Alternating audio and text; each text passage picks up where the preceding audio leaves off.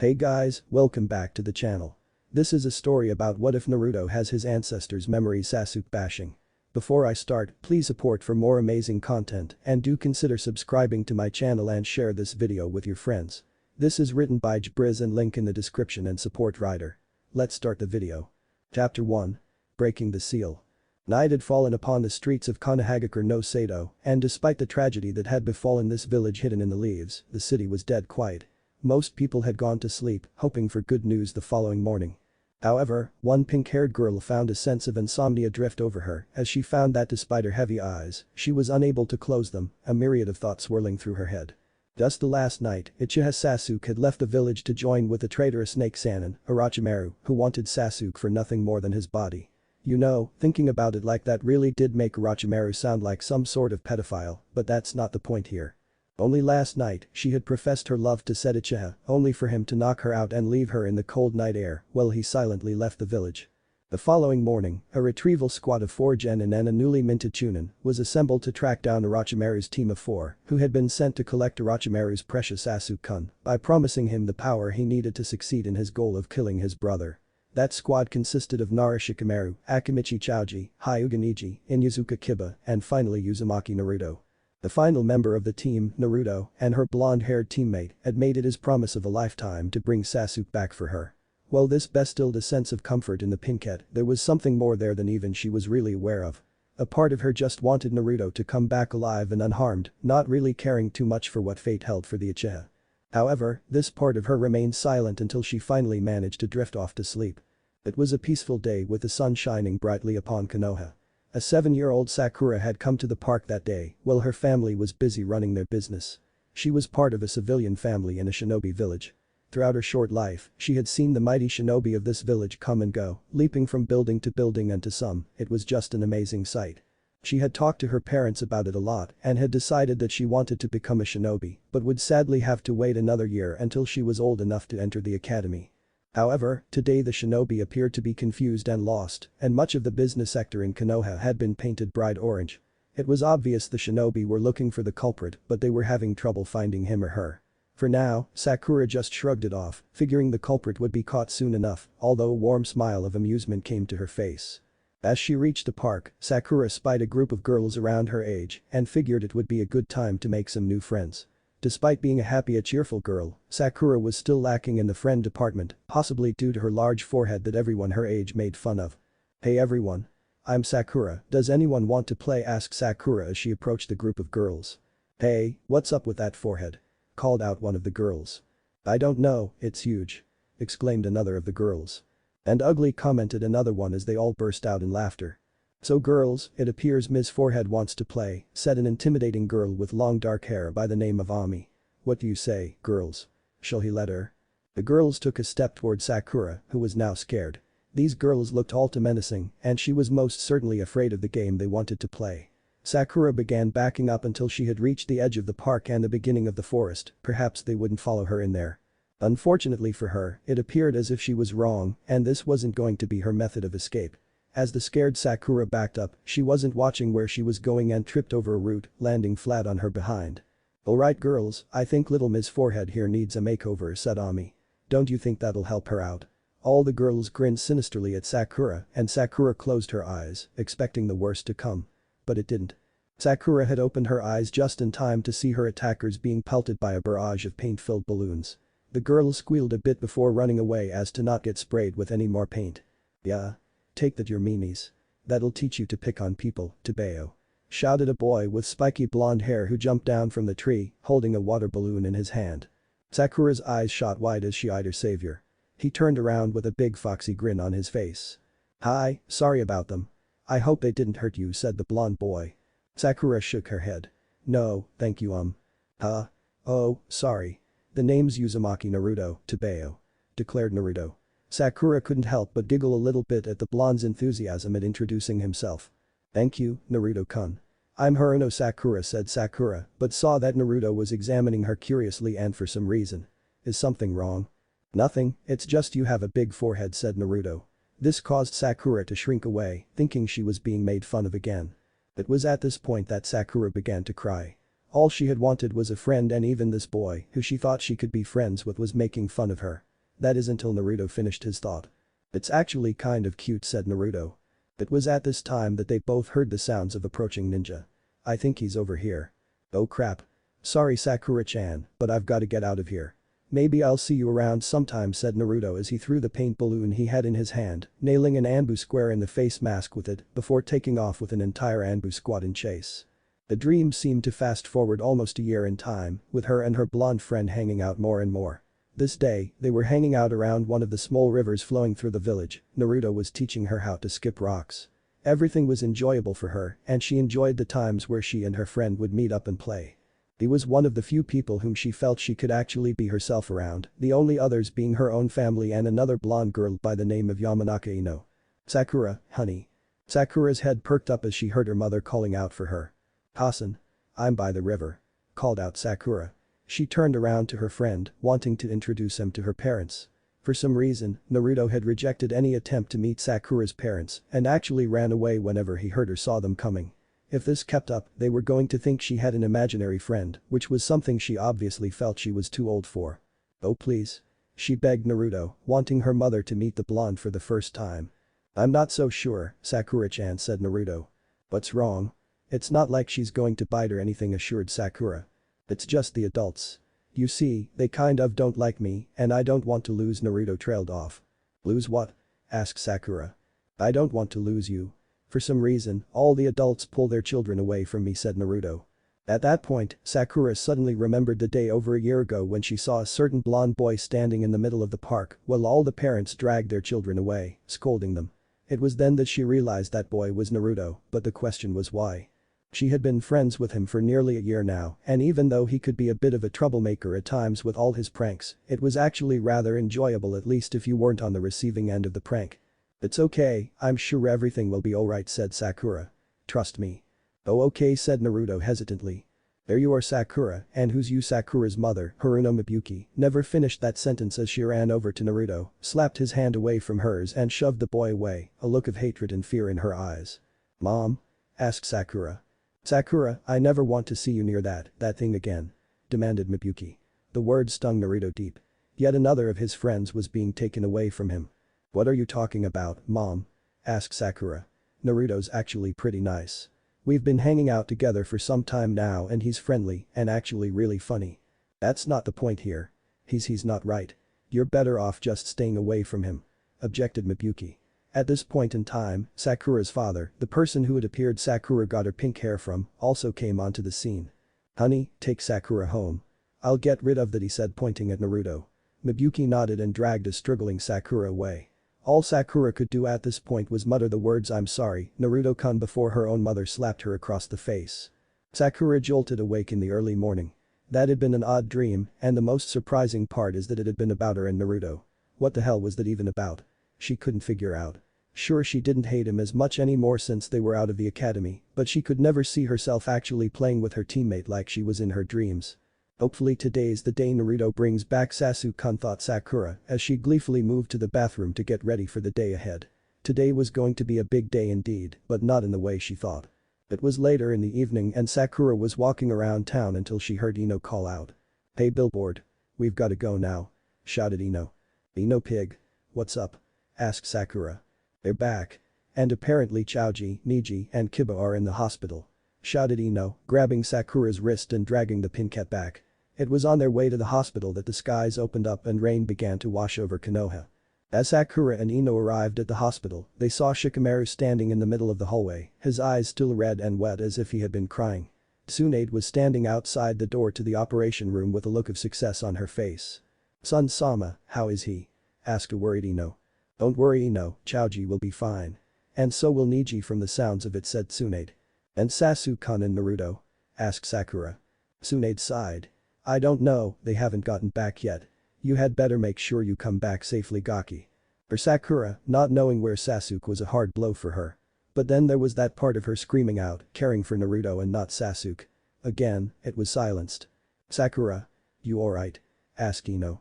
Sakura just looked down, worryingly as her own head began swirling with thoughts. It was at this time when the remaining members of the Konoha 12, along with the Sand Trio who had provided assistance to the recovery team, had gathered to await the hopeful return of their two comrades. For the third time that day, the red lights in the hospital went off, indicating the arrival of a critically injured patient, and everyone held their breath as to who would be the next arrival. There were only 2 more arrivals they were waiting on, and the red light was never a good thing. As Tsunade turned her head down the main hall, leading to the lobby, she immediately spied a silver-haired man running her way at top speed, carrying a bloodied orange bundle.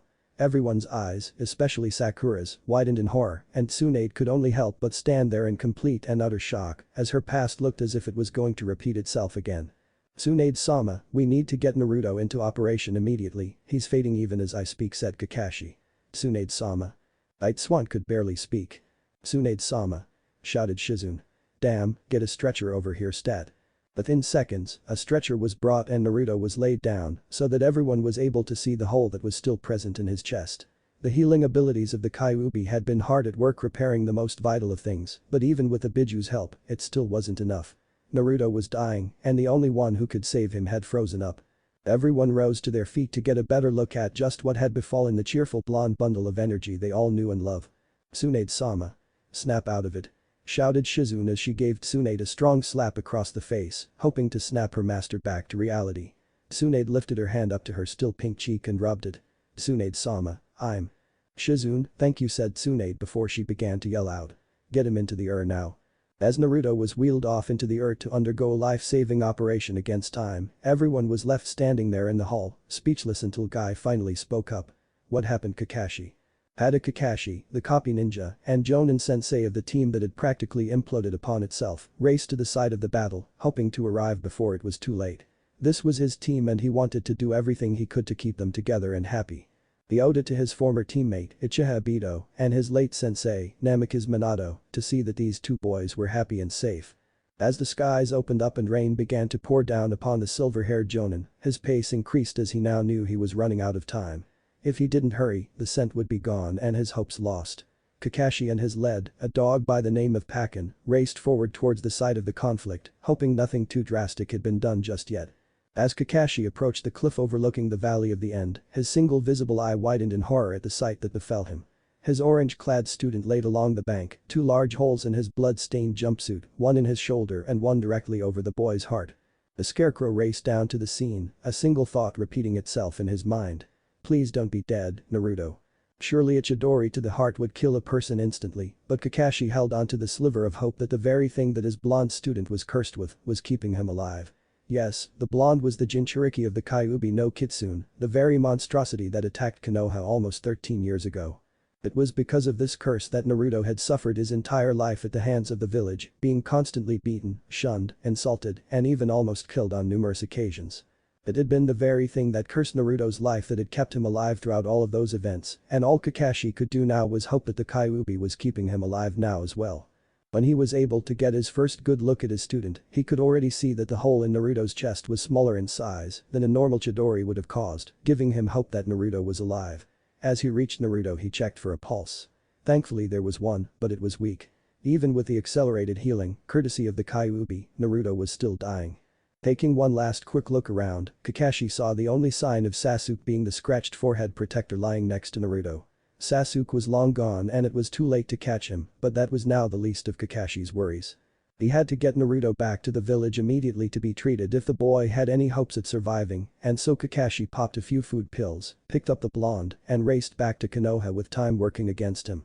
The healing on Naruto had slowed, and Kakashi knew that even this injury was too much for the Kyuubi to fully heal. The only one who could heal him was Swan-sama herself. As Kakashi raced on, it was becoming clear that Naruto would not make it at this pace. He only had one option left. You see, Mido Guy wasn't the only one in the village with the ability to open a majority of the 8 inner gates. Kakashi had the ability to open up to 5 of them, and he would need all 5 open if he had any hopes at making it back to Konoha in time, even if it would mean he was bedridden for a few days recovering from the side effects.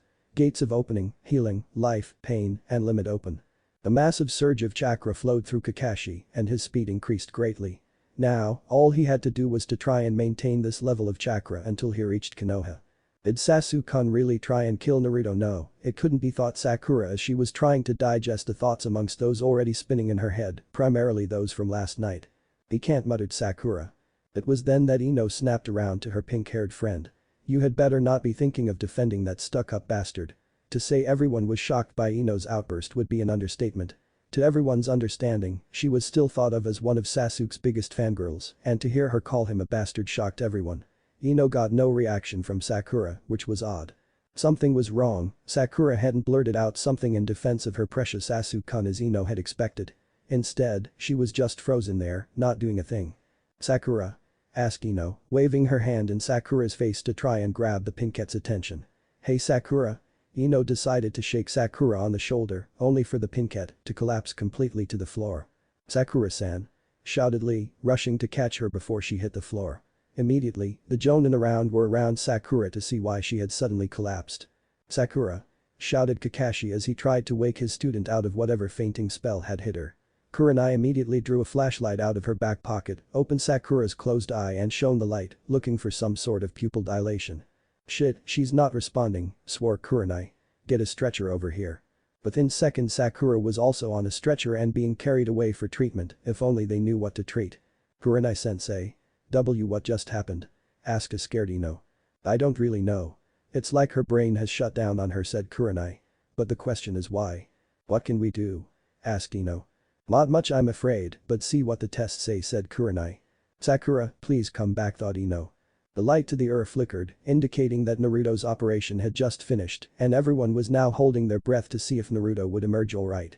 He had to, he always had after all. Moments later, an exhausted Tsunade came out of the door, rolling a gurney with a bandaged Naruto laying on it. As he asked Kakashi. His question was answered as Naruto began to stir, something no one had expected, but then again this was Naruto we are talking about. "Ugh, Kakashi-sensei," muttered Naruto. "Hey there, I'm surprised you're up so early," said Kakashi. "You've only been out of surgery a few minutes now?" "You know me, it's going to take more than a hospital to keep me down," said Naruto, before looking depressed. "I'm sorry sensei, I failed." "No Naruto, you didn't. I am the sensei of Team 7 and as such this is my responsibility," said Kakashi.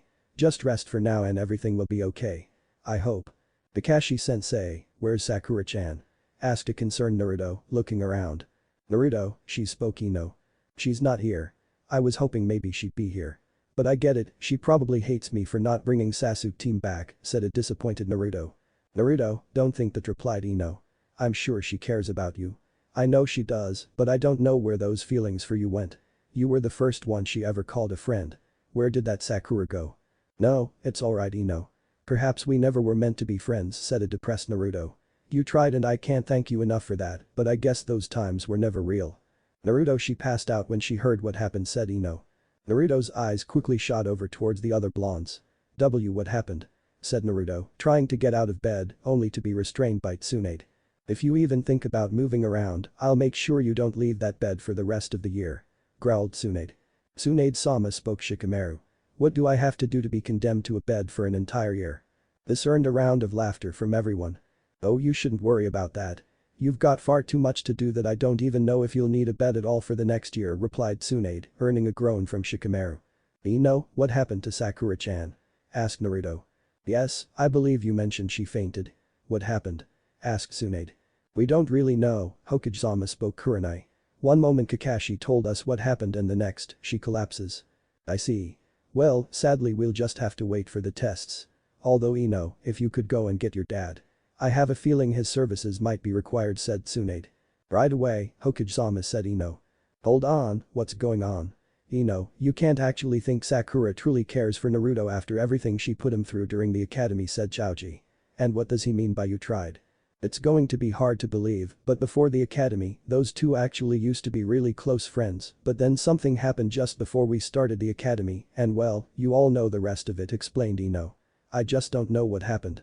"What are you talking about Ino? Sakura practically hated Naruto in the academy. Even I can't see how those two would be friends. And since when did you stop being a Sasuke?" asked Shikamaru. Even he was slightly confused by the dialogue that had taken place in the hospital. Ino sighed as she looked around. Even the Jonin looked interested in the story she had. "It was actually the day right before we started the academy." Flashback no jutsu. Sakura, Naruto, and Ino had once again gathered together in the park. Ever since that whole incident a few weeks ago regarding Naruto and Sakura's parents, they had to get together in secret without Sakura's parents knowing. Seeing as Ino's clan and parents really didn't have a problem with Naruto, this worked out perfectly for the three of them. Whenever they wanted to get together, as Sakura would just tell her parents she was going over to Ino's. "So tomorrow we start our careers as ninja. I can't wait, Tobeo," declared Naruto. This caused Sakura to blush a little, not going unnoticed by Ino. She never did understand why Naruto had so much energy, but she did always like him like that. The best way she could describe it was that it was just him. Hey, it seems someone's got a little crush, thought Ino as she began to get some mischievous thoughts in her head. "You know we won't be real ninja until we graduate in 4 years, right?" "I know, but tomorrow we start getting to learn all sorts of cool jutsu and ninja stuff," exclaimed Naruto. "This coming from the guy who can already outrun a squad of Anbu," said Ino, pointing to Naruto. "How about this? Let's all make a promise to do the very best we can," said Sakura. "Alright, those silly boys won't know what hit him," said Ino. "Hey," objected Naruto. "No matter, because tomorrow I start my journey towards being Hokage." Tobeo. Pause flashback no jutsu. "After that, Sakura had to leave to go home," said Ino. "And when we saw her the next day, it's like her personality had done a complete 180. Resume flashback no jutsu. The following morning on the very first day of classes at the academy, Naruto burst into the classroom. "Yada. Today's the day I start down my path towards being Hokage." Tobeo. This immediately earned Naruto multiple glares, including one from the one he considered his best friend Sakura. Who the hell is that loser? And why does he think he can become Hokage? If anyone's going to become Hokage, it's going to be Sasuke, squealed Sakura inside her head. "Ah. Sasuke can kick that loser's ass," declared inner Sakura. "Good morning, Ino-chan," said Naruto, waving to Ino. Ino returned a smile and a polite wave, and Naruto made his way to the chair in front of Ino, seeing as the blonde already was sitting next to Shikamaru at that time, who was pleasantly taking a nap at that time. Naruto took his seat, which just so happened to be next to Sakura. "Good morning, Sakura-chan. Today's the day, right?" "You mean the day I strangle you if I don't get to sit next to Sasuke," thought Sakura. It was then that squeals of crazed fangirls erupted throughout the classroom. "Sasuke!" shouted every girl in the room save two. Ino was now sending Sakura a questioning look as to why she was jumping up and down like a baboon waiting for its daily banana. "Sasuke, sit next to me," shouted Sakura as she sent a threatening glare towards Naruto. "Naruto. Move it. That's Sasuke's seat." Pause flashback. "What she did then absolutely dumbfounded me," said Ino. "Don't remind me," said Naruto, rubbing his cheek. "Yeah, I think I remember that day. She hit you pretty hard, didn't she?" asked Shikamaru, earning a wince of sympathy from Hinata. Resume flashback no jutsu. "That's Sasuke's seat, Naruto Baka. Shanaru," shouted Sakura as she slammed her fist hard into Naruto's face, sending him clear across the classroom and smashing into the opposite wall. Ino just sat in complete shock, not knowing what had just happened. Did Sakura just give her best friend and possible crush a punch that made her look like the next generation Tsunade? "Oh Sasuke, there's a seat over here," said Sakura sweetly. Unfortunately for her, Sasuke took a seat elsewhere in the room and Ino had already rushed over to check on Naruto. "What the hell was that billboard brow?" shouted Ino out of complete rage. "You could have seriously hurt him with that. That's what'll happen when you get in between me and my true love." "Cha," declared Sakura. "True love? You barely just said your first words to the guy and yet you've known Naruto for over a year now," argued Ino. "Please, like I'd ever hang out with that loser," scoffed Sakura. "That's it, I'm going to." Ino was stopped before she had an opportunity to beat the sense back into her friend. "Ino-chan, don't," said Naruto as he picked himself out of the rubble and took his seat before class started. Then flashback no jutsu. That day, Naruto knew something was wrong with Sakura and he also vowed to do whatever it took to get the old Sakura back, explained Ino. "From then, we agreed to have me infiltrate the Sasuke fan club to see if I could convince Sakura to come back, but it only ended up developing into the rivalry between us that I absolutely hated. I mean, I didn't mind a bit of competition from Sakura, but I didn't want it to be over some guy, especially not Sasuke team." "Okay, let me get this straight. You actually faked being a Sasuke?" asked Shikamaru. Despite having an IQ over 200, this was just something that defied all logic to him. Ino nodded. "I never thought women could be even more troublesome than they already were." This earned the lazy genius a couple of death glares from all the women in the room. "Well, this is actually turning out to be a good story, can we take it out of the hallway?" suggested, more like ordered, Tsunade. "I've still gotta get this gaki hooked up for observation." "So how long are you going to be out of commission for?" asked Ino. "You know me, I'll be up and about by tomorrow," replied Naruto. "Oh hell you won't. You just had your heart pierced by a Chidori. You're lucky to even be alive," yelled Tsunade. "How did you survive that?" asked Tenten. "Naruto heals faster than normal," said Ino. The night Naruto had found out about the Kyuubi, he had told Ino as she was one of his close friends at that point, even if she was still acting like a stuck-up fangirl. But still pushed Tenten. "Consider it Naruto's bloodline," said Sond. Naruto had a bloodline. This revelation startled everyone who didn't know about the Kyuubi and Shino, but then again, no one could really read an Abiram. As the entire mob left the hallway, they left a certain masked ninja behind sitting on the bench. "You coming, Kakashi-sensei?" asked Ino. You see, since I kind of had to use the gates to rush Naruto back, it hurts to move," said Kakashi, causing Tsunade to smack her head. As the relocation ended in a designated hospital room, a nurse came bursting through the door. "Tsunade-sama, the reports on Haruno Sakura are available." Tsunade nodded and took the reports from the mental scans performed on Sakura. "Well, this certainly is interesting." "What is it, Tsunade-bachan? Is Sakura-chan going to be alright?" asked Naruto. "She's in a coma, it appears," said Tsunade, causing everyone to gasp. "But this isn't a normal coma. Unlike a normal coma, the brain's activity is brought to a standstill. However, in this case, her brain activity has actually been accelerated to dangerous levels. If allowed to go on for much longer, her brain could overload, causing normal activity to cease." Following a few more gasps, Tsunade signaled for an Anbu. "I need you to get me Yamanaka Inoichi immediately." "Hi, Hokage-sama." "Right away," said the Anbu before disappearing. "Is it really that serious, Tsunade-sama?"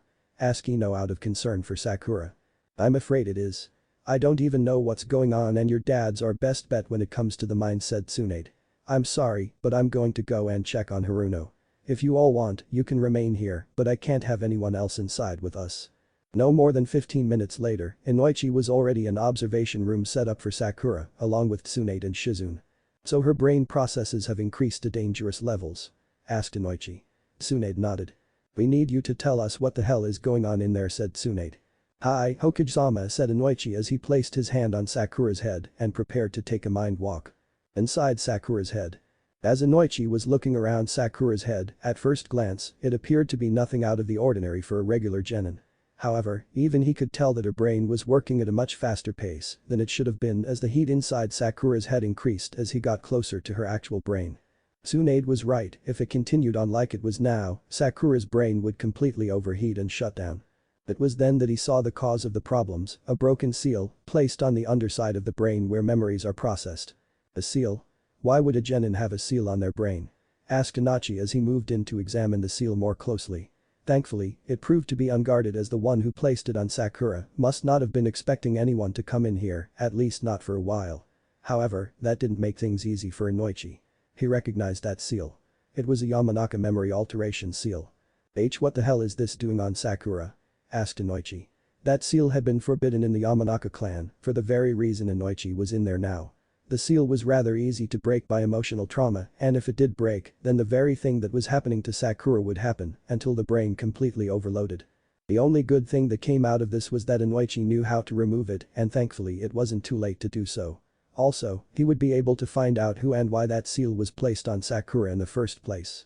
Performing the necessary jutsu, Inoichi showed his skills as a mental expert and removed the memory seal from Sakura.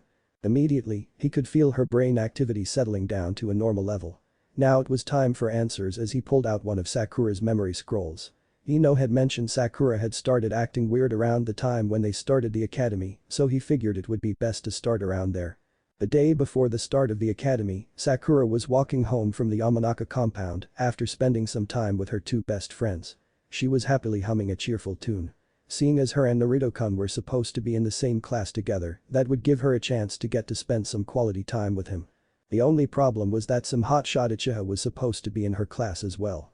She had met one of them once, Uchiha Inabi was his name, and honestly he came over as a stuck-up arrogant prick and she was certain the Uchiha in her class would be the same. Oh well, as long as he didn't try to make a move on her, thinking that since he was a great Uchiha that he was entitled to whatever he wanted and she could spend some more time with Ino and Naruto-kun, that everything would be alright. As she got home, she saw both of her parents sitting at a table, motioning for her to take a seat. "Sakura, as you know you'll be entering the Shinobi Academy tomorrow," spoke Mabuki. "Seeing as this is a shinobi village, shinobi have a great deal of power, and seeing as you are seeking to become one, you will too, and thanks to you, you will help our family gain the power that it's entitled to." Is that all Kasen wants? More power in this village, thought Sakura to herself. She was well aware of her mother's attempts to increase her status in the village. She was already a member on the civilian council, but she wasn't satisfied with that. Now, unfortunately from what I hear, there's a boy in your class that I believe we've told you about before, said Kizashi. They must be talking about Naruto-kun. Why does everyone hate him so much? Why can't they just accept him like Inochi-san? Thought Sakura. In all honesty, this wasn't something she was willing to argue with her mother, as the last time she had even brought up Naruto's name, her parents had threatened to ground her for a month. Don't worry Kasen, Tausen, I'll stay away from him. That was a complete lie and the very last thing she wanted to do while at the academy. But, if I am also correct, there is also an Uchiha boy in your class that we believe would be more than fit for someone like you, said Mibuki. Sakura wanted to barf and was struggling to hold down the sushi she had at Ino's house that day. Her parents caught the look of disgust on her face. Is something wrong, dear? No, Kasen, said Sakura, swallowing her pride and lunch and taking a drink of the water that was in front of her to wash everything down. Sadly, the pride didn't stay down. But if you think I'll just be some plaything so that you can weasel your way up someone's ass, you're wrong. With that, Sakura stood up and slammed her chair into the table before stomping up to her room, leaving her parents shaking their head at the table. You can come out now, said Kizashi as a masked figure with orangish hair tied into a ponytail stepped out from the shadows. So you want me to do it? Asked the masked figure. Please. It's the only way to do what's best for our daughter, pleaded Kizashi. The masked figure nodded. There's a minor paralysis drug in the water she drank. She should be out right about. A thud was heard upstairs. Now. As the three of them walked up the stairs, they saw Sakura lying on the floor, unable to move. Hey Kasen. What's wrong with me? I can't move, said a worried Sakura. Nothing's wrong with you, dear, at least nothing will be wrong once our friend is finished, said Mibuki. Sakura tried to scream, but the drug had now numbed her vocal cords and she found herself completely unable to move or speak. So what exactly shall I have her think? Asked the masked figure. First, make sure she doesn't remember this night at all. Also, make it so she has no memory of that thing. In fact, make it so that she'll attack him if he says anything to her. We would also appreciate if you could make it so that she practically fawns over the Uchiha, said Kizashi. What? Me fawn over the Uchiha? And hurt Naruto-kun? No. I can't. Thought Sakura. Very well. I am sure my master will appreciate the fact that this will help sever any emotional bonds that Jinchuriki may have. After all, he is but a tool and should have no emotions, said the masked figure in a cold tone as he went to apply the mental seal. So why did you leave the organization, Kizashi? As you said, a shinobi is merely a tool that should be without emotions. I was unable to extinguish mine, so I felt as if I would only hinder the organization's goals, replied Kizashi. The masked man went to apply the seal to Sakura's mind and at first she struggled to resist, but then she felt another presence enter her consciousness. Inside her own mind, she could only help as another persona began imposing its own will on her own. The best way Sakura could describe this persona was as inner Sakura. Inoichi was by no means happy.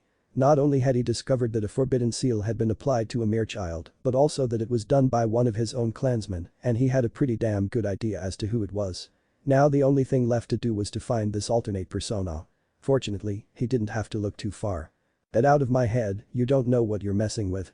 Screamed inner Sakura as she brought her giant fists down upon where Inoichi was standing. Fortunately, Inoichi was able to float just out of reach of the inner Sakura. A more dominant personality to repress the real personality.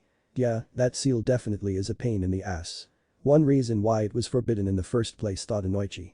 Fortunately, all it is a persona, making it vulnerable to my own techniques. Ninpo. Shinranshin no Jutsu, ninja art. Mind destruction jutsu, called out Inoichi, aiming his jutsu at inner Sakura.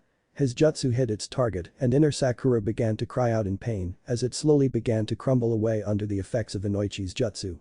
You've got a lot of answering to do, Fu, thought an angry Inoichi as he exited Sakura's mind. The real world. Inoichi's eyes opened, indicating that he was done with whatever he had set out to do. What did you find? Asked Swand. She should be fine now. There was a seal in her mind that was affecting her personality in an extreme way. I'll tell you more in my report, but right now I've got a rat in my own clan to hunt down, said Inoichi. A rat? Asked Tsunade. Yes. The seal used was a forbidden seal of my clan, said Inoichi. For some reason, it broke and that's what messed with her mental activity. She should wake after a little time to rest her mind, and I think many people here will find her much more pleasant to be around if I remember the way she used to be. I also think you should question the girl's parents. I see, Anbu. Ordered Tsunade and 3 Anbu appeared before her. Tora, Nico, I want your full cooperation with Inoichi in removing this rat of his. Dog, I want you to go and locate Mr. and Mrs. Haruno and bring them in for questioning. Ino was the last to leave Naruto's room, staying with her friend until visiting hours had officially come to a close. Thankfully though, she was able to catch Tsunade on the way out. "Tsunade-sama," called out Ino as Tsunade came to a halt. Is she? She's going to be just fine, and I think you'll notice something different about her when she wakes up. Your father's truly a miracle worker of the mind, said Tsunade. A smile lit up Ino's face. Really? That's great. Ino, if I could have a word with you, said Tsunade as she pulled Ino into a side room and told her everything that Inochi had discovered. Ino was furious, not only at Sakura's parents, but also at whomever in her clan had done this to her best friend. The only assurance that she had to this entire mess was that her father was already taking care of it. But still, Ino did the only thing she could at that point and wrapped Tsunade in a hug. Thank you, Tsunade-sama. If Sakura's really bad, I'm sure it will. Now if I could ask a favor, said Tsunade. Anything, just name it. Exclaimed Ino without hesitation. I want you to stay here with Sakura in case she wakes up. I'm afraid of what might happen when she awakens and realizes what exactly she's done, even if it wasn't her fault, said Tsunade. There was no way Ino was going to deny this. Her friend would most certainly need her there, considering all the torment she put Naruto through the past 4.5 years. The next evening, Sakura woke in a cold sweat as if she had just awakened from a nightmare. She stared down with her emerald eyes at her trembling hands, the very ones that she herself had punched her Naruto-kun with what had to be at least 1,000 times. And no, it can't be, I would never, thought Sakura, but then she remembered herself and every single time she hit him, every time she hurt him, just because he was trying to be her friend, or more. Every time he had tried to ask her out on a date, instead of responding with the of course that she wanted, she would respond with a fist. But the worst of it was that her own parents had done this to her. They had robbed her of 4 years of happiness and had some creepy masked guy do something to turn her into an Uchiha, or Sasuke had put it nicely. And then she watched as Naruto came through the hospital doors, a hole punched in his chest by the very bastard she wanted nothing to do with. What only made it worse was that she had used Naruto's own feelings towards her as a way to make him promise to bring Sasuke back. She knew what happened to Naruto when he promised something, and she had to do something to make him take back that promise. Whatever that pedophile wanted with Sasuke team was none of her concern. All she could do right now was cry. Cry over the pain that she had caused the first one to truly befriend her, despite her forehead. After a few minutes of crying, she felt a gentle embrace and opened her puffy eyes to see Ino comforting her. It's okay, Sakura. Everything will be okay, said Ino. You're back with us. Will he forgive me? Asked a teary Sakura. Of course he will. I already explained to him what had happened, but I think he wants to see for himself, said Ino. Think you can walk? Sakura nodded and got out of the bed, nearly stumbling over herself before Ino helped her regain her balance. Hey, thanks for bringing the ramen, Shikamaru, said Naruto as he slurped down the bowl in front of him. Yeah, it was no biggie. I just wish I was in your position right about now.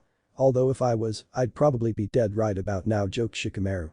A knock was heard on the door and in a panic Naruto fumbled the bowl of ramen and could only watch as it fell to the floor and the bowl shattered. What was that crash? Came a voice from outside the door, one that Naruto immediately recognized as Sakura's. Ino had said that she should be okay and back to the old Sakura, but Ino didn't know for sure at that point either. Would this be the old friendly Sakura or the one who wanted to beat him in repeatedly? Well, I'd better be going, said Shikamaru before heading to the door to leave Naruto to fend for himself. Not closing the door, Sakura poked her head inside. Sakura-chan? Questioned Naruto as Sakura slowly stepped into the room before being brutally pushed to the foot of Naruto's bed by a certain blonde who was grinning innocently. Naruto, don't worry, Sakura-chan, I'll bring Sasuke back. Naruto was cut off as Sakura threw herself at him and wrapped him up in a big hug as she cried. Don't even think of completing that sentence. Please, don't, begged Sakura. I'm so sorry, Naruto, for everything. Just please promise me you won't do anything like that again. That's all I care about. I care about you, Naruto-kun. Yep, the old Sakura-chan's back, thought Naruto as he wrapped her in a returned hug. I will, but on one condition. Condition? Asked Sakura. Wanna go on a date with me sometime? Asked Naruto. If there is one thing I learned from my time as a Sasuke tard, it's that you really can be a baka sometimes. Especially if you're still asking me out after everything I put you through. But, you're my baka, so I guess that isn't too bad, replied Sakura. So is that a yes? Asked Naruto. Of course it is. How else am I going to get the image of that almost catastrophe where I nearly kissed Sasuke? Blee. Replied Sakura. Oh my god. You actually almost kissed him. Gasped Ino. I'm sorry, Sakura, but if that had happened, you would have been lost for sure. Actually that wasn't Sasuke you almost kissed, said Naruto. You see, I kind of hinged transformation jutsu into Sasuke because I wanted you to kiss me. Well, if you just wanted a kiss, why didn't you just ask? Asked Sakura. Because I would have been kissing your knuckles, replied Naruto. Well, how about this, said Sakura sweetly as she laid a small peck on Naruto's cheek, causing the blonde to blush a near Hinata shade of red. You might get a little more if you show me a good time on our date. The bright flash snapped and both Naruto and Sakura looked back to see Ino holding a camera. Oh, who's the happy couple? Ino. Chapter 2. Moving forward. Footsteps echoed along the concrete dimly lit hallway as Haruno Sakura was escorted by an Anbu through one of Konoha's holding facilities. It was from here that criminals were held until they were tried, and if they were convicted, they were then relocated to a number of prisons outside the village. Why was Haruno Sakura in here? Well, thankfully she wasn't the newest addition to the happy family that was Konoha's most infamous. Well, if you count that her own family was, then perhaps. Due to recent events regarding a forbidden memory alteration seal that had been placed on Sakura 4 years ago, practically turning her hostile against her best friend and newly minted boyfriend, Sakura was here for answers. The only ones who could give her the answers. Her parents, the same ones who had that damned seal applied in the first place. As they reached a door at the end of the hallway, Sakura was led into a room with a table in the middle and a single light overhead. On the other side of the table sat Mibuyuki and Kizashi Haruno, now wearing appropriate prison attire. You've got 10 minutes, spoke the Anbu. It was simply regulation that Sakura could only limit her visit to that time frame, but 10 minutes is better than none. Oh, thank goodness, Sakura, now that you're here we can get this entire mess cleared up and we can go back to figuring out how to get Ichiya-sama to come back to Konoha, spoke Mibuyuki. Despite this being her mother, Sakura, but glare at the woman with cold questioning eyes. Why did you two do it? Do what? I don't get it. You sound like you think we've committed a crime, said Mibuyuki. You know what I'm talking about, replied Sakura before crying out. Why did you ruin 4 years of my life with that fucking seal? You're making I sound like that was a bad thing. In all honesty, we were only doing what we needed to help you, spoke Kizashi. You needed help and we did what we had to. You make it sound as if I was sick. I was happy, not sick. Shouted Sakura. What's wrong with that? Do you have any idea what that thing is? Screamed Mibuyuki. I will not have my daughter reduced to some demon's whore. Flashback no jutsu. The bright flash erupted from a camera, coincidentally being held by a trigger-happy Ino. Oh, who's the happy couple? Ino. Ino just giggled at this, while Sakura tried to grab the camera out of the platinum blonde's hand. Just relax, I'm only teasing you two. It's just you guys look so cute together. Squealed Ino. It was then that she shot a knowing look towards Naruto and received a nod from the blonde. Sakura-chan, before we do call ourselves a couple, there's something I think you should know about me, said Naruto in a serious tone. You see, the night after graduation, I kind of found out why the village hates me, and it's only fair that you know and hear it from me. Sakura sent Naruto a worrying look and a questioning one at Ino. Don't worry, I already know. He told me after that night, said Ino. I wanted to tell you as well, but. I understand. I was still under the effects of that seal. After that, I don't really blame you for not trusting me, said Sakura.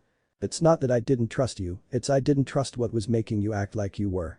I've always trusted you, and that's why I wanted to do anything in the academy to bring you back, the Sakura-chan that I could trust, said Naruto. Anyways, now that you're back, I feel I can trust you with this. Naruto then proceeded to tell Sakura the story about the graduation exam and how Mizuki had manipulated him into stealing the forbidden scroll of sealing from the Hokage's mansion, up until the point where Mizuki spilled the Kyuubi of all secrets. You see, when the Yondaime Hokage defeated the Kyuubi no Kitsune 13 years ago, he couldn't actually kill it as it would just reform a few years later and then we'd be dealing with another Kyuubi attack when it did, so he sealed it inside a newborn baby to keep it at bay and from harming the village. That baby was me, said Naruto as he opened the hospital robe enough to reveal the seal on his stomach. That's why. That's why the entire village hates him and why my parents tried to keep me away from him. Thought Sakura as her heart began to melt. She had just gotten out of a coma and now she was afraid that she might just slip into another one. But he's not the Kyuubi, he's Naruto-kun. How could anyone as cheerful and nice as him be a demon? Sakura, just know that Naruto-kun's not the Kyuubi. He's more like its jailer, its prison, spoke Ino. I know. I'm so sorry, Naruto-kun. I could never see you as the Kyuubi, apologized Sakura as a tear came to her eyes when she realized the suffering Naruto had experienced, hugging the blonde. I'm sorry for the way the village treats you because of it, and I'm sorry I treated you like shit these past years. If you can ever forgive me, I'll find some way to make it up to you. Sakura-chan, it's not your fault. In fact, you've already done more for me than almost anyone else. You were the first one besides Gigi to see me as something more than just a demon or a nuisance. I don't blame you for anything you did while under the control of that seal, and I could even tell you were trying to fight it, said Naruto. But the question I have is why you? Why did the Yondaime use you to seal the Kyuubi? And why were you left alone? Asked Sakura. I really don't know, replied Naruto. Every time I tried to ask, the question was just brushed aside. Whenever I ask who my parents were, I just get they were good people who died defending the village, but that still doesn't help. Why did they offer me up to be used as the Kyuubi's vessel? I can't help but feel like they just abandoned me, thinking of me like the rest of the village does. And flashback no jutsu. I know what he holds back. I know what he saves this village from every day. He saves this village by holding the monster at bay, and all you ever do is treat him like he's some monster. Shouted Sakura. If you think I'm sick for even wanting to get to know him better, then I'd rather just stay sick. I see him for what he really is, a hurt soul just looking for some form of comfort. Sakura stood up from the table and left, not wanting to hear the twisted thoughts of her own parents anymore. Sakura, stop. We are your parents, and if you even think about going back to that monster, then don't even think of coming home ever again. Yelled Mibuki. Sakura stopped in her tracks as her fists clenched. I'm sorry, you may be my parents and I still love you no matter what, but there's no way I can forgive you for what you've done to me and Naruto-kun. When you guys get out of here, I'll be out of your home. After all, you wouldn't want a demon whore in your perfect home, said Sakura sarcastically as she left the chamber. As she shut the door, she nearly collapsed, only to be caught by the blonde who had accompanied her. Are you sure about that, Sakura? Asked Ino. I am. They've done too much to hurt me for me to just simply brush it off as if it never happened. I'll forgive them if they learn to accept Naruto for who he is, but until then, said Sakura. No, I understand. If they were my parents, I wouldn't be happy with them either, said Ino. Look, I'll talk to my dad and see if we can work something out for you. While silly clan laws will actually prevent you from moving in with us, I know for a fact that our clan does own a few apartment buildings around town. Maybe he can let you live in one of those, they're actually quite nice. And as always, if you need anything, just come talk to me, okay? Thanks, Ino, smiled Sakura. As they emerged from the holding facility in the T&I building, both Ino and Sakura noticed a blonde and orange blur running towards them. Hi Sakura-chan, Ino-chan. Shouted Naruto as he bolted past the girls, a look of pure terror on his face. Was that Naruto? Asked Sakura. Geez, what did he do now? Asked Ino. Get back here, you brat. Shouted Tsunade as she followed closely behind with some futuristic bazooka-like shot launcher in hand. You need to get your shots before you can be discharged from the hospital. Later that day, Tsunade had called a council meeting to discuss the results of the Sasuke retrieval mission and the events that occurred following the return of the retrieval team. The council could be divided into 3 sections. The Shinobi Council, the Civilian Council, and the Hokage and her advisors. Currently, everyone was present for this meeting except one member on the Civilian Council. Alright, looks like everyone's here. Let's just get this over with, announced Tsunade. Tsunade, but we still have to wait on Haruno-san, said one of the civilians at the table. Ah yes, well as it appears, Haruno-san is currently being detained to answer for charges raised against her, said Tsunade. As such, her position on the council is suspended until further notice. What charges are these? We demand to know. Ordered another civilian with obvious disrespect. Well, I suppose we'll start here. Inoichi-san. Motioned Tsunade to the shinobi side of the table. Yes, Hokage-sama. Haruno-san is currently charged with knowledge of and the ordering of a forbidden seal placed on her daughter. Said seal alters any desired memories of the individual, but is forbidden due to the risk it may occur. Emotional trauma has been known to easily break the seal and send whoever bears it into a coma as a result of overactivity of the brain. Should this be allowed to occur for a long enough period of time, it can lead to total shutdown of the brain and vegetative state, if not death of the victim. This seal can be broken rather easily through emotional trauma, which is quite common in a shinobi's life. As such, my clan had forbidden this seal from use on any Konoha shinobi or ally, Inoichi explained. Where exactly are you going with this? Asked another councilman. To put it simple, Haruno-san is guilty of using a forbidden seal on her own daughter and endangering the safety of others by using it, said Inoichi. Who exactly was she endangering with it? Asked the councilman. Well, besides her own daughter, Uzumaki Naruto, said Inoichi before the entire civilian side erupted into chaos. I don't see any problem with that. Perhaps that will show the demon that he's not wanted around here and that he should just leave us. Said one of the councilwomen. Silence. Shouted Tsunade, trying to retain order. You do realize that the seal on Haruno-san's daughter, Sakura, not only endangered herself, but also the rest of her team, as it was the cause of her fangirlism directed towards a certain Uchiha. That seal clouded the valuable judgment and rational thinking required to be a shinobi, also causing the poor girl to severely neglect her duties as a shinobi of this village. This is a serious offense as not only does it take away from the effectiveness of the village's strength and makes us come off as weak to other nations, but it puts any team she's on at considerable risk. Then why not just remove her from the program altogether? Asked one of the civilian councilmen. Due to recent event, Team Kakashi has been placed on paid vacation for a few weeks to recover.